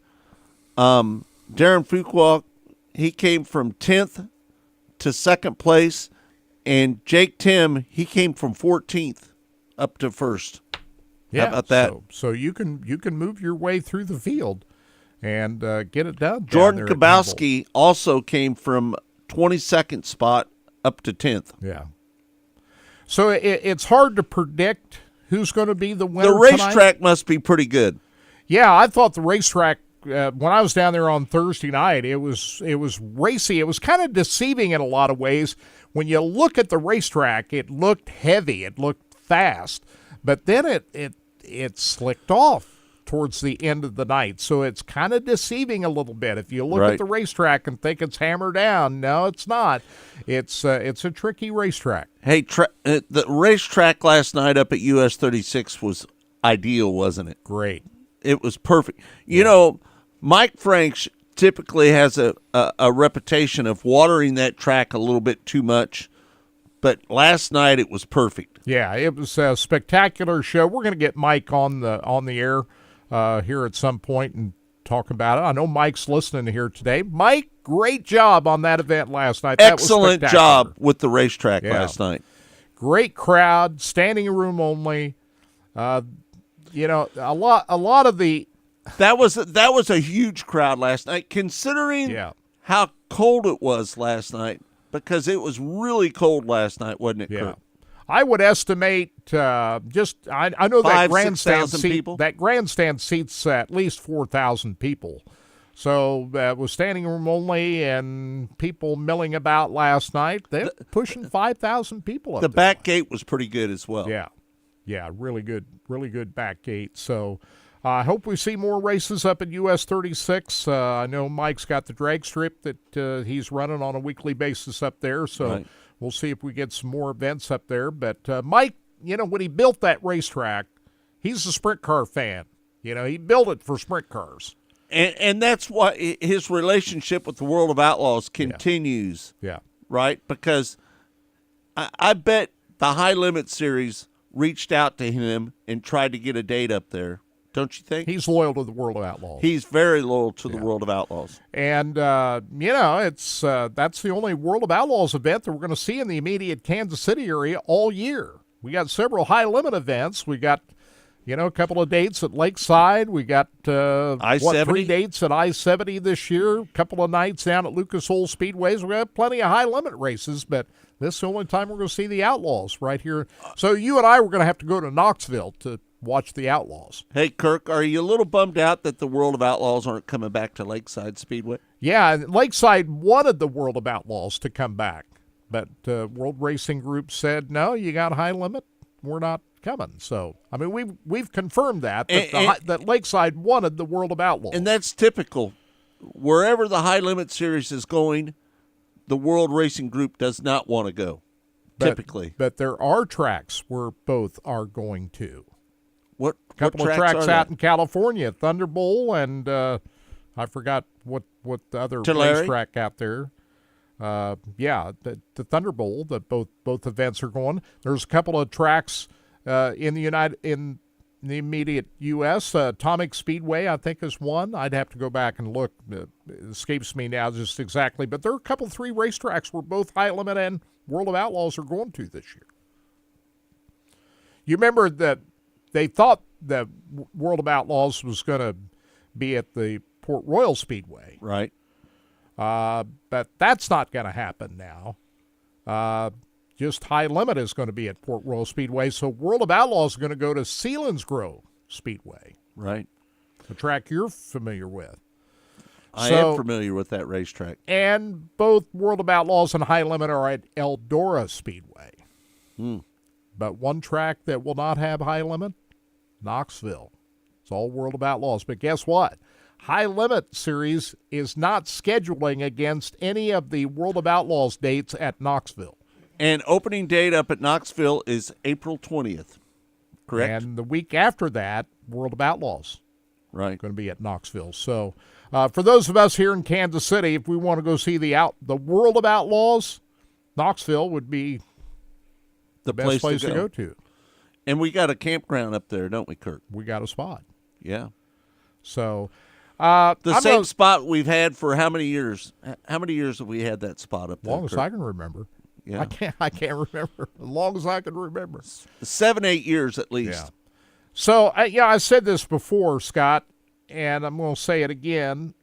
I'm just going to watch sprint car racing. I'm not going to get in the middle of them versus us, World of Outlaws versus High Limit. I hope that both series draw enough cars to satisfy the fans, because what I'm going to be really looking at is when High Limit and World of Outlaws are racing on the same weekend, how many cars show up at each of those events. And as long as enough cars show up at each of those events, I think everything will be fine. But if you only get 20 cars that show up at one of these events, fans are going to start complaining about that. You know, Anthony Macri ended up running with the World of Outlaws last night, and in qualifying, he had a problem in qualifying. Did you see that, Kurt? I missed qualifying. I was out getting an SD card for my recorder. I missed qualifying. Right. And you were there. What happened? It appeared that he blew up to be honest with you. And I don't know if they changed the motor or not, but I take it that Anthony Macri, he didn't have a really good night at US 36 last night. Well, usually when you think of Anthony Macri, He he ended really up does running well on these 13th. big half-mile racetracks. You remember a couple of years ago he came to I-70 Motorsports Park and won $20,000 right in the Redeem Classic. So when you think Anthony Macri, he really does well on the big half-miles. The short tracks, maybe not so much. Right. Hey, and listen, I think that that US 36 Raceway is a lot like Eagle Raceway. Do you agree with that? Yeah. Yeah. There are a little differences. A little but bit of difference. It's pretty similar. Yep. Yeah. It was built in the configuration was built like Eagle Raceway. And as I said before, Mike Franks built that track with wing sprint cars in mind. Right. That's the kind of dirt racing he likes the most. So. And he did an awesome job with the racetrack last night. Yeah, so great job, Mike Franks. Big event last night. Great time. Kirk, you want to set up Jason Hughes? Jason Hughes is one of the old veterans of dirt modified racing. He has won the King of America, and he won it in 2015. A few weeks ago, he took a wild ride down in Texas, had to rebuild his race car, and he's at Humboldt Speedway this weekend, hoping to become a repeat winner of the King of America. On Monday, we spoke with the multi-time champion of the USMTS, and here's a portion of that interview. Yeah, he's off to a really good start this year. He's third in points already, won a race this year. Jason, how you doing? Oh, doing pretty good. How about yourself? You got to be locked and loaded for this week. Your thoughts about heading into the King of America race? You have won this before. We just put the cars in the trailer and getting ready to head out Thursday morning and trying to make sure everything's ready to roll. Hey, let's talk about the King of America at Humboldt Speedway. This is one of the biggest races of the year, isn't it? It's one of the bigger ones for sure.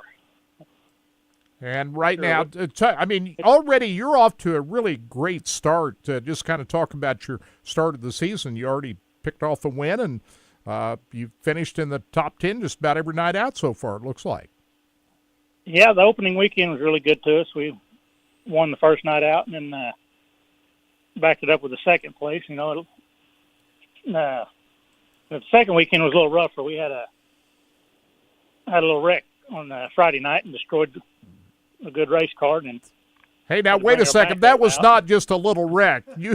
How many times you roll that thing? Nah, I don't know. Too many. That was a wild ride. What happened there? Oh, guy lost control of his car and come back across the racetrack and took me and a few others with him. So, there's several of us having to work on our cars after that little trip. Hey, that's just part of racing, isn't it? It seems to be a lot more than it used to be. Hey, it seems like to me, back in the day when I raced for 35 years, and a lot of people worked on their own cars back in the day, but it seems like today, young kids, they don't work on their cars as much. That's true. There's a lot of money being spent, and they show up and just drive the cars on a lot of them, and buy a lot of speed. And that's a product of us car builders selling everything we do. Right. Were you able to fix that that's car? The way some of us get to race too. How damaged was that car? Were you able to fix it? No, it was junk. It was bent and twisted pretty good. It broke the left rear axle tube. It hit so hard on the left rear. Oh my goodness! Well, I'm glad you were okay crawling out of that. Looked like you're a little bit weary climbing out of that race car. You okay? No, I was fine. I wasn't sore at all. I was just pissed off. It always comes down to somebody coming across the racetrack and T-boning you and making you flip, and that always kind of pisses you off a little bit, doesn't it? Yeah, it does.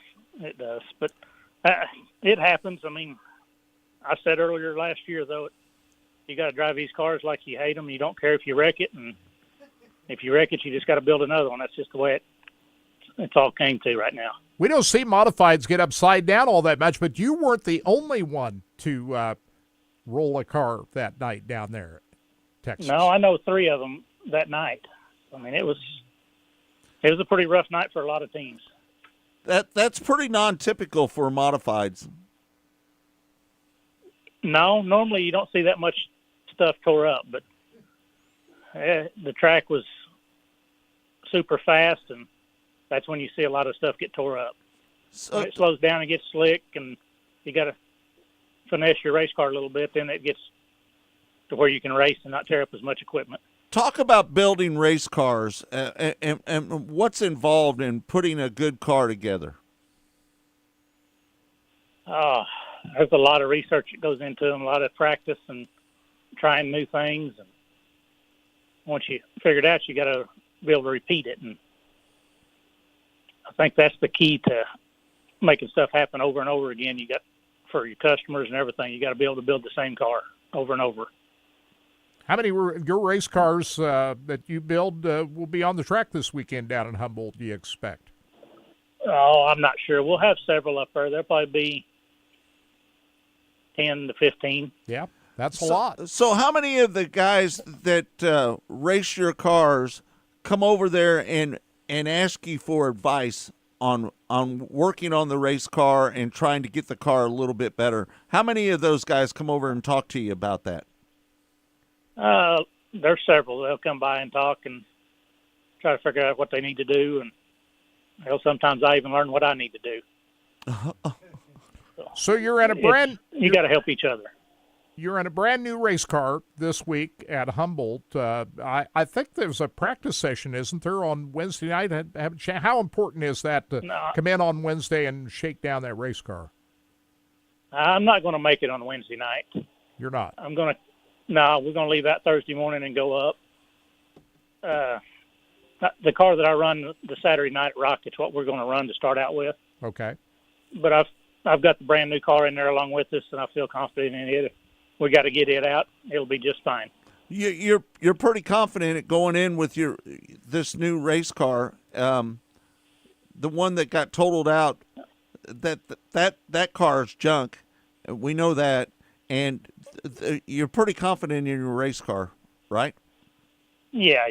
I've been through it, and I feel comfortable jumping in it and just going racing. It ain't no practice needed. Just like the rest of them, so. Well, I might be regretting it if I have to get it out, but for now I feel comfortable because right. I try to be pretty thorough when I put it together. Well, the weather forecast looks pretty good as far as not getting any rain. But what about the temperatures? Could be a little bit on the cool side. What are some of the other factors that go in this time of the year at Humboldt Speedway, one of the biggest races of the year, to get a car set up to try to win this race? Well, it's always cold up there, but they pushed it back a few weeks. It got rained out, and so that's going to help the temperatures a little bit. It looks like they're going to get a little rain today and tomorrow, and hopefully they don't get a lot. If they get a lot, they might even cancel practice. You never know because they don't want to tear the pits up and the racetrack for the rest of the week. But that'll be just something we have to wait and see how that goes. But, I go into the weekend just like any other race. I prepare my stuff the same no matter where I'm going. Yeah. So it's another race weekend, and it just so happens it pays a little more money and a little more recognition. And just the weather conditions and everything. I mean, you got to deal with this kind of stuff no matter what time of the year. I would just think that early April throws just an extra challenge to you concerning just not knowing what the weather is going to be like, does it not? Yeah, it usually does. Like I say, I think they're going to have decent weather this year, so everything should run off pretty smooth. You're third in the points right now. Dan Ebert is leading the points. Jake Tim is ahead of you. What do you think your chances are of winning the championship this year? That's what we're going out for this year. I mean, if you don't think you got a shot to win it, you might as well stay home. But I mean, at the end of the year, there's only going to be one guy that gets it done. But you got to start out thinking you can make it happen.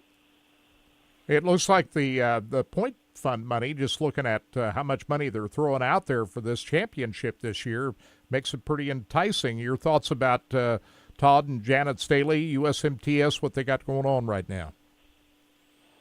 Yeah, if a guy goes out there and has a good year and is capable of pulling off all three regions and winning the national deal, he can make a little money.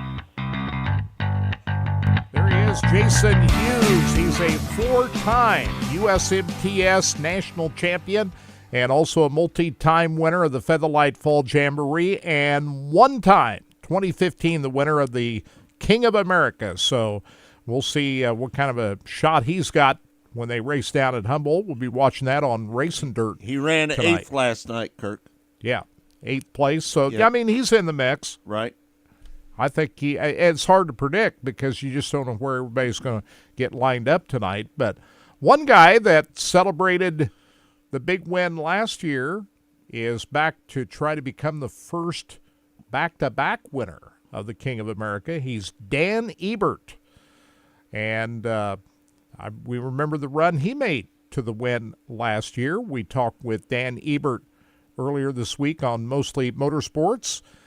Big modified racer about the King of America. And the most recent win he had down at Rocket Raceway Park here a few weeks back. Here's a little portion of that conversation with the defending winner of the King of America, Dan Ebert. I bet you're looking forward to trying to repeat this year. How about that? Man, I sure going to try. It's a lot of people have never get a chance to even win that race once, so to try to repeat is going to be a tall order, but I think our team is definitely good enough, and I think with a little bit of luck and some things go our way, I think we'll be in contention. What do you think your chances are? I know you've got a great program with your car. What do you think your chances are of repeating this year? You know, honestly, it's a lot of this deal is, I hate to say luck, but a lot of it does fall into luck. You know, with this USMTS series, it's so competitive, and the field is all very, very close on speed and on time. And with dirt racing, it's really hard to always hit the setup right that night. You know, you see it with the big time late model deals. You know, there'll be guys that will win the race and then they'll run 10th the next night, or you know, it's I remember watching a race here 3 weeks ago, and JD about got lapped, and then the next night they go to Atomic and he sets fast time, wins the heat, wins the feature. So it's like it's crazy, you know, trying to manage the ups and downs of racing I think is always a challenge, and having things go your right, I think, would be the answer there. It's just trying to control what you can control and let the rest fall how it falls. Dan, congratulations on your victory here just a few weeks ago. You're the current point leader now, but Rocket Raceway Park, you had a great night the last time out. Talk about that event. Thank you. Yeah, thank you. We had pretty good speed at Hunt County the opening weekend as well, and just didn't quite have the balance and set up quite right on the car. But yeah, Saturday night at Rocket, we were really well. It was kind of a racer's dream. You know, I said it in my interview. A lot of racers that listen in, rarely you get your car that good and that right. Most of the time, it's I wish I would have done that, or I wish I would have done that, or you always chase the setup to get it right. And that was just one of those nights in that feature that we just hit it perfect. The car was driving about as good as I ever could have guessed, and I could go anywhere on the track. So I was kidding my crew back and forth.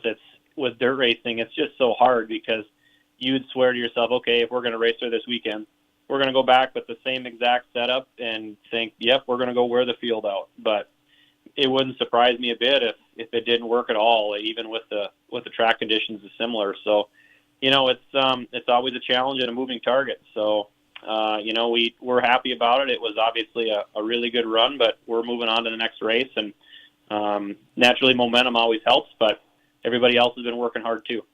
That race was back in early March. What have you done since that time?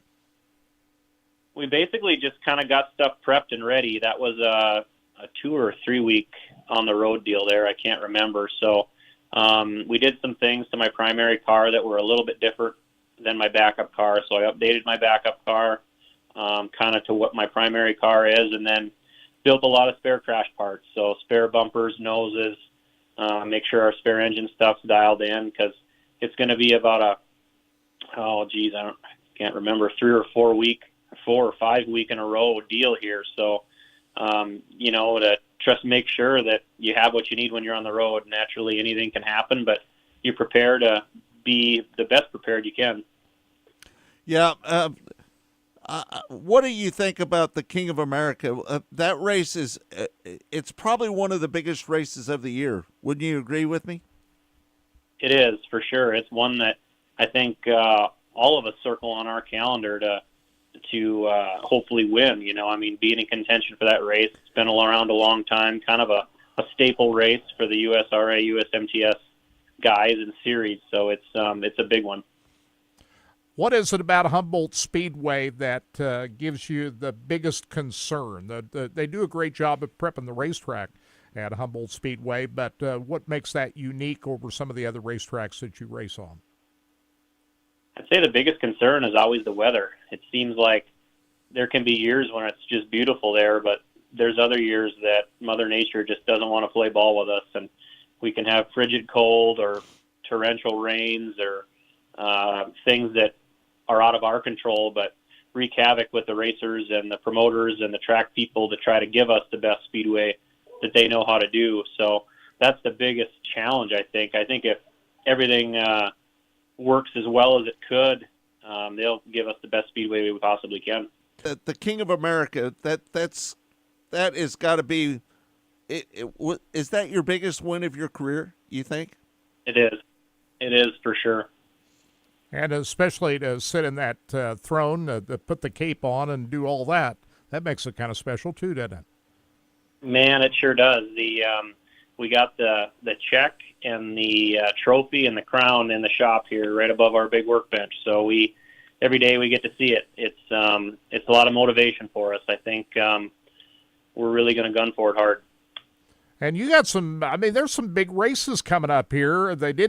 They weren't able to finish the Featherlight Fall Jamboree last year. That's coming up later in the month. It looks like they're going to have 2 Grant Young Ann's Memorial races this year. There's going to be a lot of big-time races in 2024. Yeah, you sure said it. The USMTS, Todd, his team, Janet, all the sponsors that have come forward to help give us the opportunity to race for a really good chunk of change. It all is very, very, very good. It's all positive. We got a lot of good racing coming up, and we're just getting started. It's exciting. I'm looking forward to getting going. I think that these next 5, 6, 7 races in a row here, that's really going to kind of set the stage for the season as far as where's everybody at, where are they at speed-wise, where are they at with their programs, and kind of set the stage. And I hope that we can be right there. That's what we work hard for, and ultimately that's our goal, is to try to contend for a national championship. We've finished 7th overall in the year-end points the last 2 years, so my goal is to shoot for a top 5. That is Dan Ebert, the defending champion of the King of America, and he hopes that he has a better run tonight than he's had the last couple of nights. He didn't make the transfer to the A-Main on Thursday night, had to use a provisional, and came from 25th starting spot on Thursday night. He ended up 28th last night, Kurt. Yeah, that's after he had a tire go down. Right. And so, Dan Ebert finished the A feature on Thursday night in 10th place after starting 25th, and then last night had that tire go down. So he hopes that he can get a nice run up through the heat races, get qualified for the main, and who knows how things are going to shake out. A lot of that has to depend on what kind of a draw you get. Right. And not only the draw, but there's a redraw, too, to determine how everybody lines up in the first few rows of tonight. But the good thing about tonight's race, you got a lot more laps to get it figured out and come from the back to the front. I'm not exactly sure. They used to run 75 laps for that event. I don't see the lap count here, but It's going to be a much longer race than the 40 laps we saw the previous 2 nights. So anyway, it's going to be fun to watch. RacingDirt.com will have all the coverage tonight from Humboldt Speedway, so should be fun. World of Outlaws down at Arrowhead Speedway in Oklahoma. We've got the Extreme Outlaw Midget Series at Sweet Springs. Both those events you can watch on Dirt Vision. You've got the non-wing sprint cars. The Midwest Wingless Racing Association open up the season tonight at Valley Speedway. Yep. So we got a number of events that we'll be keeping our eyes on tonight. And I saw Bill Wright walking through the pits last night, talking to him, and said he's been busy getting things together for the salute to Eldora at the National Sprint Car Hall of Fame. That's going to be the track salute this year. And so he said he's been working hard on getting that all ready to go. That opens on May 1st up at the National Sprint Car Hall of Fame and Museum. And they did a lot of work to the museum in the off-season. Remember, they had it shut down for a week during the Chili Bowl. They were redoing the floors and painting the walls and getting everything set up for the season. Sprucing it all up. Sprucing it all up.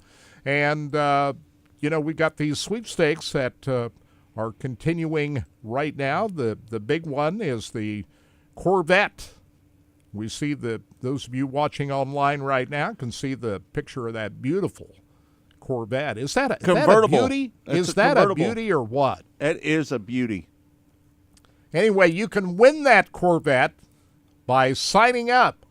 Go to winazo6corvette.com to get registered for this beautiful torch red Corvette convertible, plus the $25,000 to the grand prize winner. They're going to draw for this on Saturday, August 17th. So get registered today, and you can also win a sprint car as well. Our WinASprintCar.com sweepstakes is going on till December 23rd, 2 days before Christmas. They're going to be drawing for this beautiful Triple X chassis with the Al Parker 410 racing engine. They only do this once every 2 years. Right. And 2024, they're going to do it again. So get signed up for that at ourwinasprintcar.com. And, of course, got a lot of great stuff in the gift shop at the National Sprint Car Hall of Fame. Go to sprintcarstuff.com. National Sprint Car Hall of Fame and Museum open 7 days a week, year-round. And it's open today. If you want to go up, you don't have to wait to the opening night, April 20th, to go to the National They're Sprint open Car Hall 7 of Fame. days a week. Yeah, so go up there anytime. Check it out. Salute to Eldora Speedway coming up. Can't wait to see that. And Bill said that they're working hard at getting everything together to make that May 1st opening that's coming up pretty soon. Kirk, did you think Sheldon Haudenschild was going to win last night? I did. Once he got out in front, yeah. Right. I thought he was going to win till something bad happened. 14 laps to go. Sheldon Haudenschild gets in to Wyndham. To Chris Wyndham. A couple of NOS Energy Drink sponsored cars. Right. There. So, yeah, that.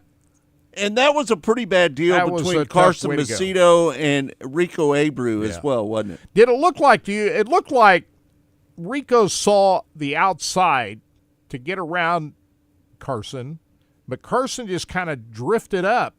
I can't say it was anybody's fault. It just a racing deal. I think it was just a racing deal. Right. I mean, I think that Rico thought he could make it around the outside, but Carson drifted up just a little bit. You know, I was really surprised that there wasn't any damage to Carson Macedo's car. They hit hard. It looked like they hit hard. He hit hard, and he flew up in the air as well. Yeah. Yeah. So for Carson to continue in that race, that was pretty surprising to me. And that's a big deal. That's a bigger deal to Carson Macedo than it was to Rico Abreu, who's not running for World of Outlaw points. But Carson Macedo has. Carson Macedo ended up running 7th. Yeah. And when you're trying to chase down David Gravel and Donnie Schatz, that's a tough that's task. a tough night. Yeah. So, anyway, the points battle looks to me like it's going to run through David Gravel this early in the season. Now, a lot of things can change, but Gravel in that number 2 car has been consistent throughout the season.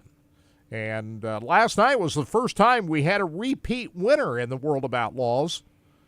David Gravel becomes that guy. We went, 10 for 10? Rico after winning last Saturday night down at 81 Speedway. That was his 90th career win, Kirk. Yeah.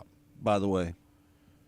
I think this might be the year he wins the championship. Now that Brad Sweet, who won 5 in a row, has gone over to the High Limit Series. I'm still pulling for Donnie Schatz. Donnie Schatz, you'd have to say, is a contender. He's a 10-time World of Outlaws champion, but the way he's been more consistent in the early part of the season and running up front, I don't think he's running quite as good as David Gravel on a night-by-night basis. But this early in the season, you'd have to say Donnie Schatz has his best shot to win a championship in a number of years. Donnie Schatz has 3 podium finishes in the last 3 races, by the way. I've got the soundbite from Ryan Ragland's visit to 81 Speedway last Saturday night. He went down there to cover the World of Outlaws for us down there. Rico Abreu is the winner of the 81 Speedway. We can't thank Ryan enough for doing what he does for us. Let's hear from Rico Abreu following his win at 81 Speedway last Saturday night. Rico Abreu coming up with a win and 2 trips to 81 and 2 wins. My question is, when you start buying property for 81 Speedway, it's something about this place you really like. Yeah, just great track. It's enjoying to, race on these surfaces and get some good track position. So, just my team did an unbelievable job tonight, and we just keep working from there. Was the biggest break on the redraw coming up 7th out of 8 and having the front row still available for the dash? Oh, that definitely always helps for sure. Getting in the first few rows and getting to race. But just anytime you get in those trophy dashes and you're able to, get an extra time on the racetrack, I feel like that becomes a huge advantage. Did it work to your advantage having the cautions and not have to deal with the lap traffic as much as normal? I felt like we would have been just fine in lap traffic. It looked like when you did get in a lap traffic about the last 5 laps, everyone was kind of staying low while you were working the high line. Yeah, I don't know. I caught Haferty and he was on the top, and the 7S was on the bottom and the 70 was on the bottom. So it's just all a matter of timing on when you caught him. Well, nice job tonight. Thank you. Thanks.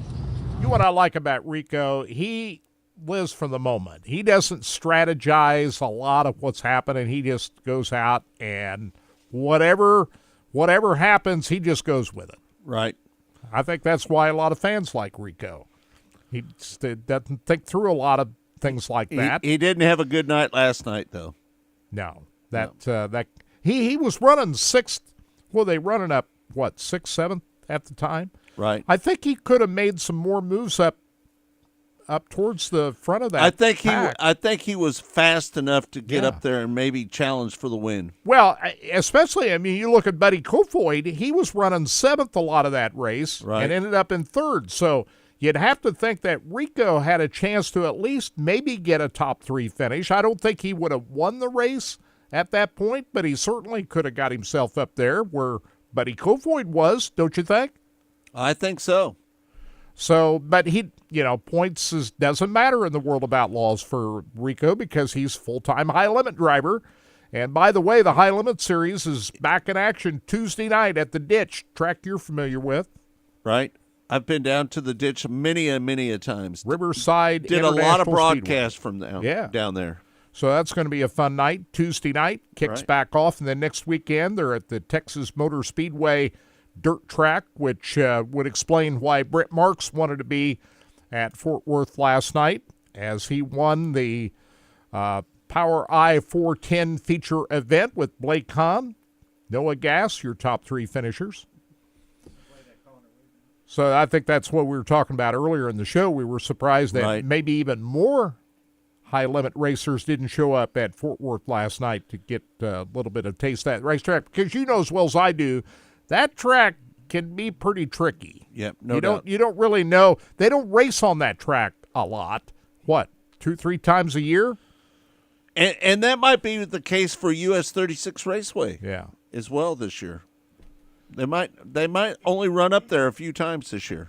Yeah, and what's that do to the racetrack when you're not working it every week? Right. How would that I change? missed the weekly racing series up there at US 36 Raceway. But, Mike, he didn't want to run the dirt track on a weekly basis. Why he had John Buller for a number of years up there operate John that did a great racetrack. job up there.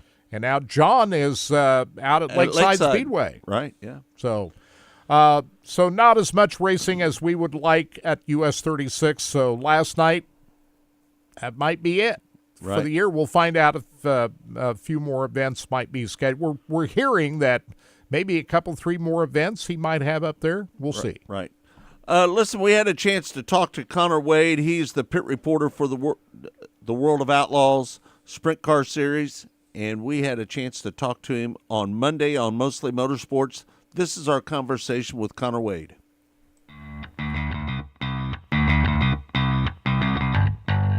It looks like the weather forecast is going to treat us pretty well this weekend. Get 2 nights in at both US 36 and Arrowhead. But last weekend at Thunderbird, those wind gusts were pretty high, weren't they?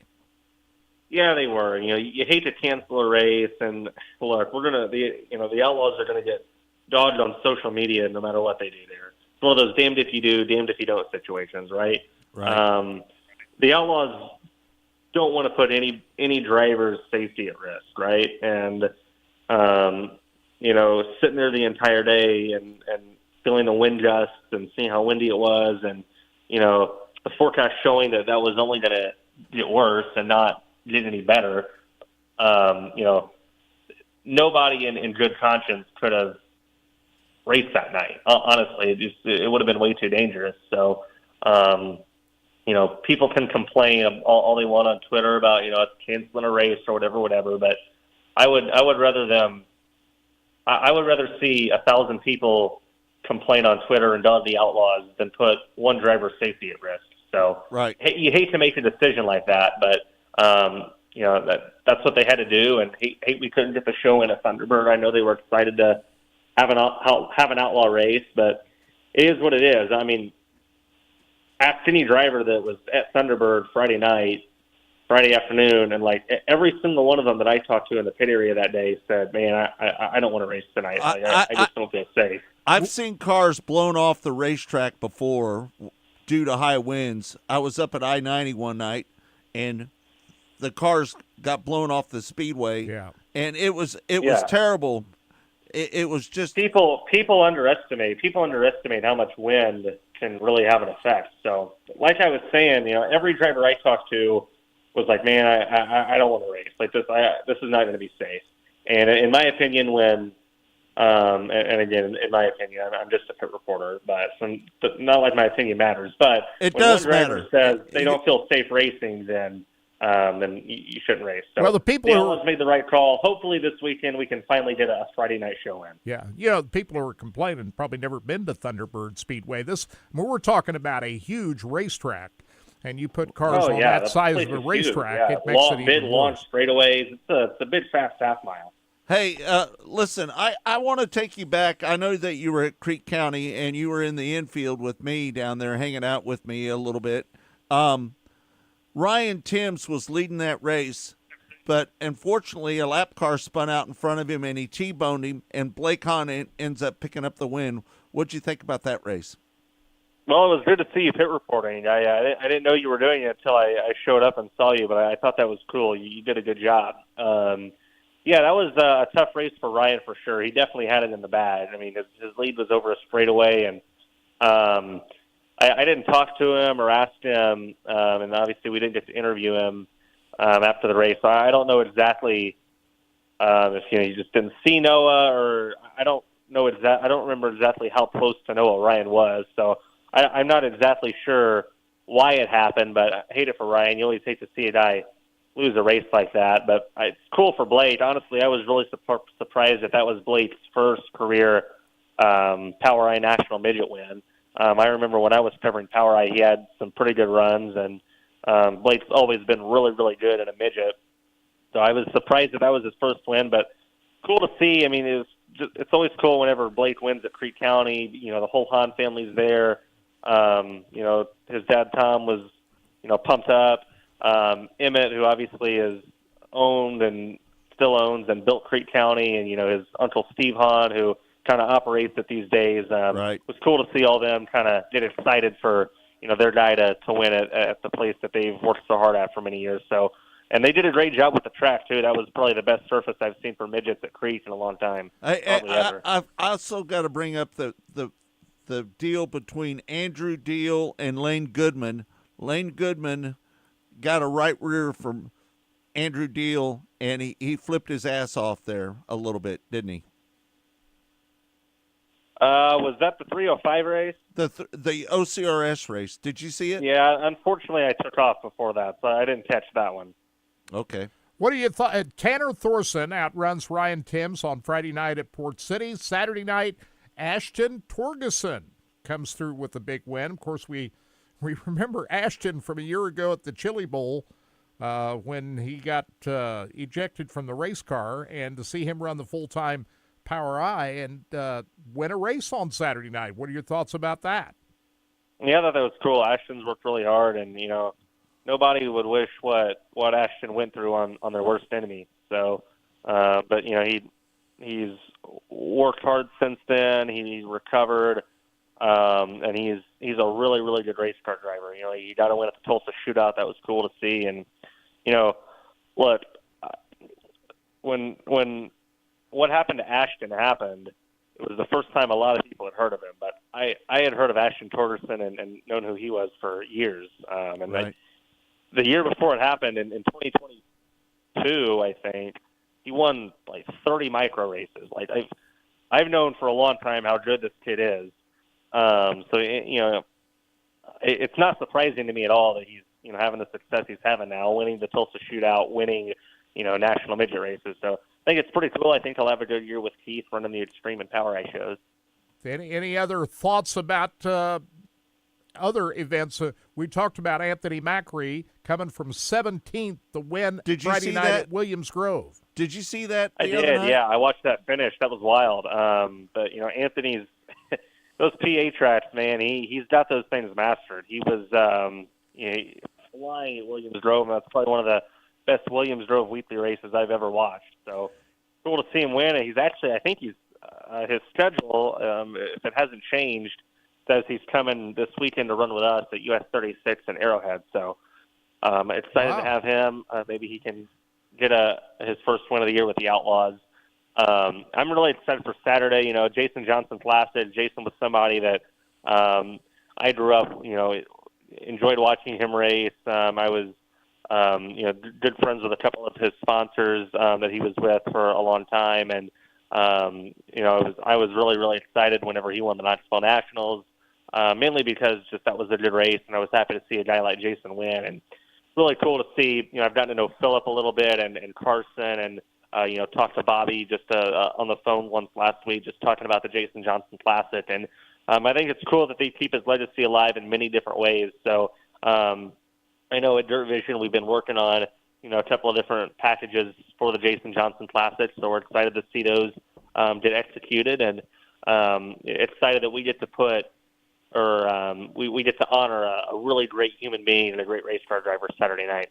I'm sure Jax will be there, ready to go. He is, yeah. We're going to get him involved. I think we're going to have him as a part of opening ceremonies. I think it's been discussed, him, being a part of Victory Lane and maybe waving the green flag. We've been throwing around some different, I shouldn't say our great events team with the Outlaws have been throwing around some different stuff to get him involved. But he'll be there, and we want to make that night just as memorable for him as anybody else. Yeah, there you have it. Connor Wade joining us on Mostly Motorsports. Yeah, we're as always he does each and every week, doesn't he, Kurt? He does, and he's talking about they're going to honor Jason Johnson tonight down there at Arrowhead Speedway, and we got a lot of great. You spent a lot of time with Jason Johnson out on the road. Yeah, I did, and for him. He'd be looking down and saying that 41 team is still out there running at the top of the World of Outlaws. He'd be pretty proud of that, wouldn't he? He would be. Because, as a team owner, You know, he was a great driver, won the Knoxville Nationals and won a number of other events, but he was just as proud being a team owner as he was being the driver of that car. He took more pride in owning his team than maybe anything else, to be honest with you. And they're still working out of that same shop down there, which is kind of cool. Right. So Philip still Dietz, JR. Yeah. Philip Dietz, you know, big part of that team, and he had the connection with Jason, and to have that still going on this many years since we lost Jason, that's kind of cool. And the Jason Johnson Classic tonight down at Arrowhead Speedway will be tuned in. Don't you think that should be at Lake Ozark Speedway? Well, yeah, if they had World of Outlaws events down there, but they Right. don't have World of Outlaws events at Lake Ozark Speedway anymore. Yep. I mean, that's the logical place to have it, of course. But where else are you going to have it? They tried 81 Speedway last year. Would a good place to be at Lucas Oil Speedway? Yeah, but again, they don't have World of Outlaws events at Lucas Oil Speedway. Right. So I guess, you know, you look around, where are you going to have it? I thought maybe they might go back to 81 Speedway with that this year, Right.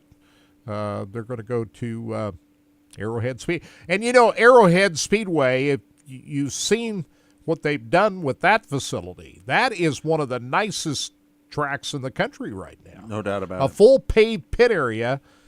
And what they've done, we've heard Trenton Berry talking about that, where the USMTS is down there. So it's going to be at a great facility. We'll see how it works out at Arrowhead. All right. Thanks, everybody, for tuning in to Track Talk here on RBN, the Racing Boys Broadcasting Network, and Sports Radio 810 WHB. It's all been brought to you by Rod End Supply, featuring the POWRi Midwest Lightning Sprints. We want to thank our guests today, Blake Hahn, Dan Ebert, Jason Hughes, and Connor Wade. And join us at the Newcomers Whitechapel tomorrow, Visitation 1, Services 3, Celebration of Life of Lloyd Collins. Right after that, we'll gather together and remember and celebrate the life of our good friend Lloyd Collins. No doubt about it. It's going to be a sad day tomorrow, Yeah. Kurt, for sure. Yeah. Yeah, I never look forward to any of these kinds of events, but I am certain when we get done, we'll feel good about thinking about Lloyd. You go to a lot of funerals. Yeah, but this one is this one won't be one of those I look forward to. But again, once you're there, I have a feeling once we're there and we celebrate Lloyd's life, we'll feel good after it's over. Yep, no doubt. All right, thanks everybody for tuning in to Track Talk. I appreciate it.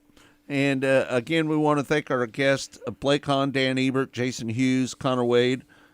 And we want to thank Ryan Ragland for getting all the sound bites down there at Humboldt Speedway. Humboldt And Speedway. 81 last Saturday and 81 night. Speedway Yeah. last weekend with Rico Abreu. And as Todd, great job as always, helping us put Todd- this all together. Todd always does a great job. Thank you. Appreciate it. All right, but Monday, we'll look forward to, we don't know for sure who we're going to have on, but we'll have numerous.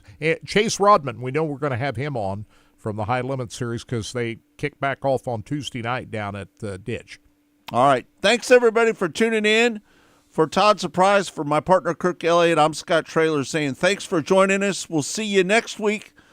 We'll see you on Monday on Mostly Motorsports. We'll see you then.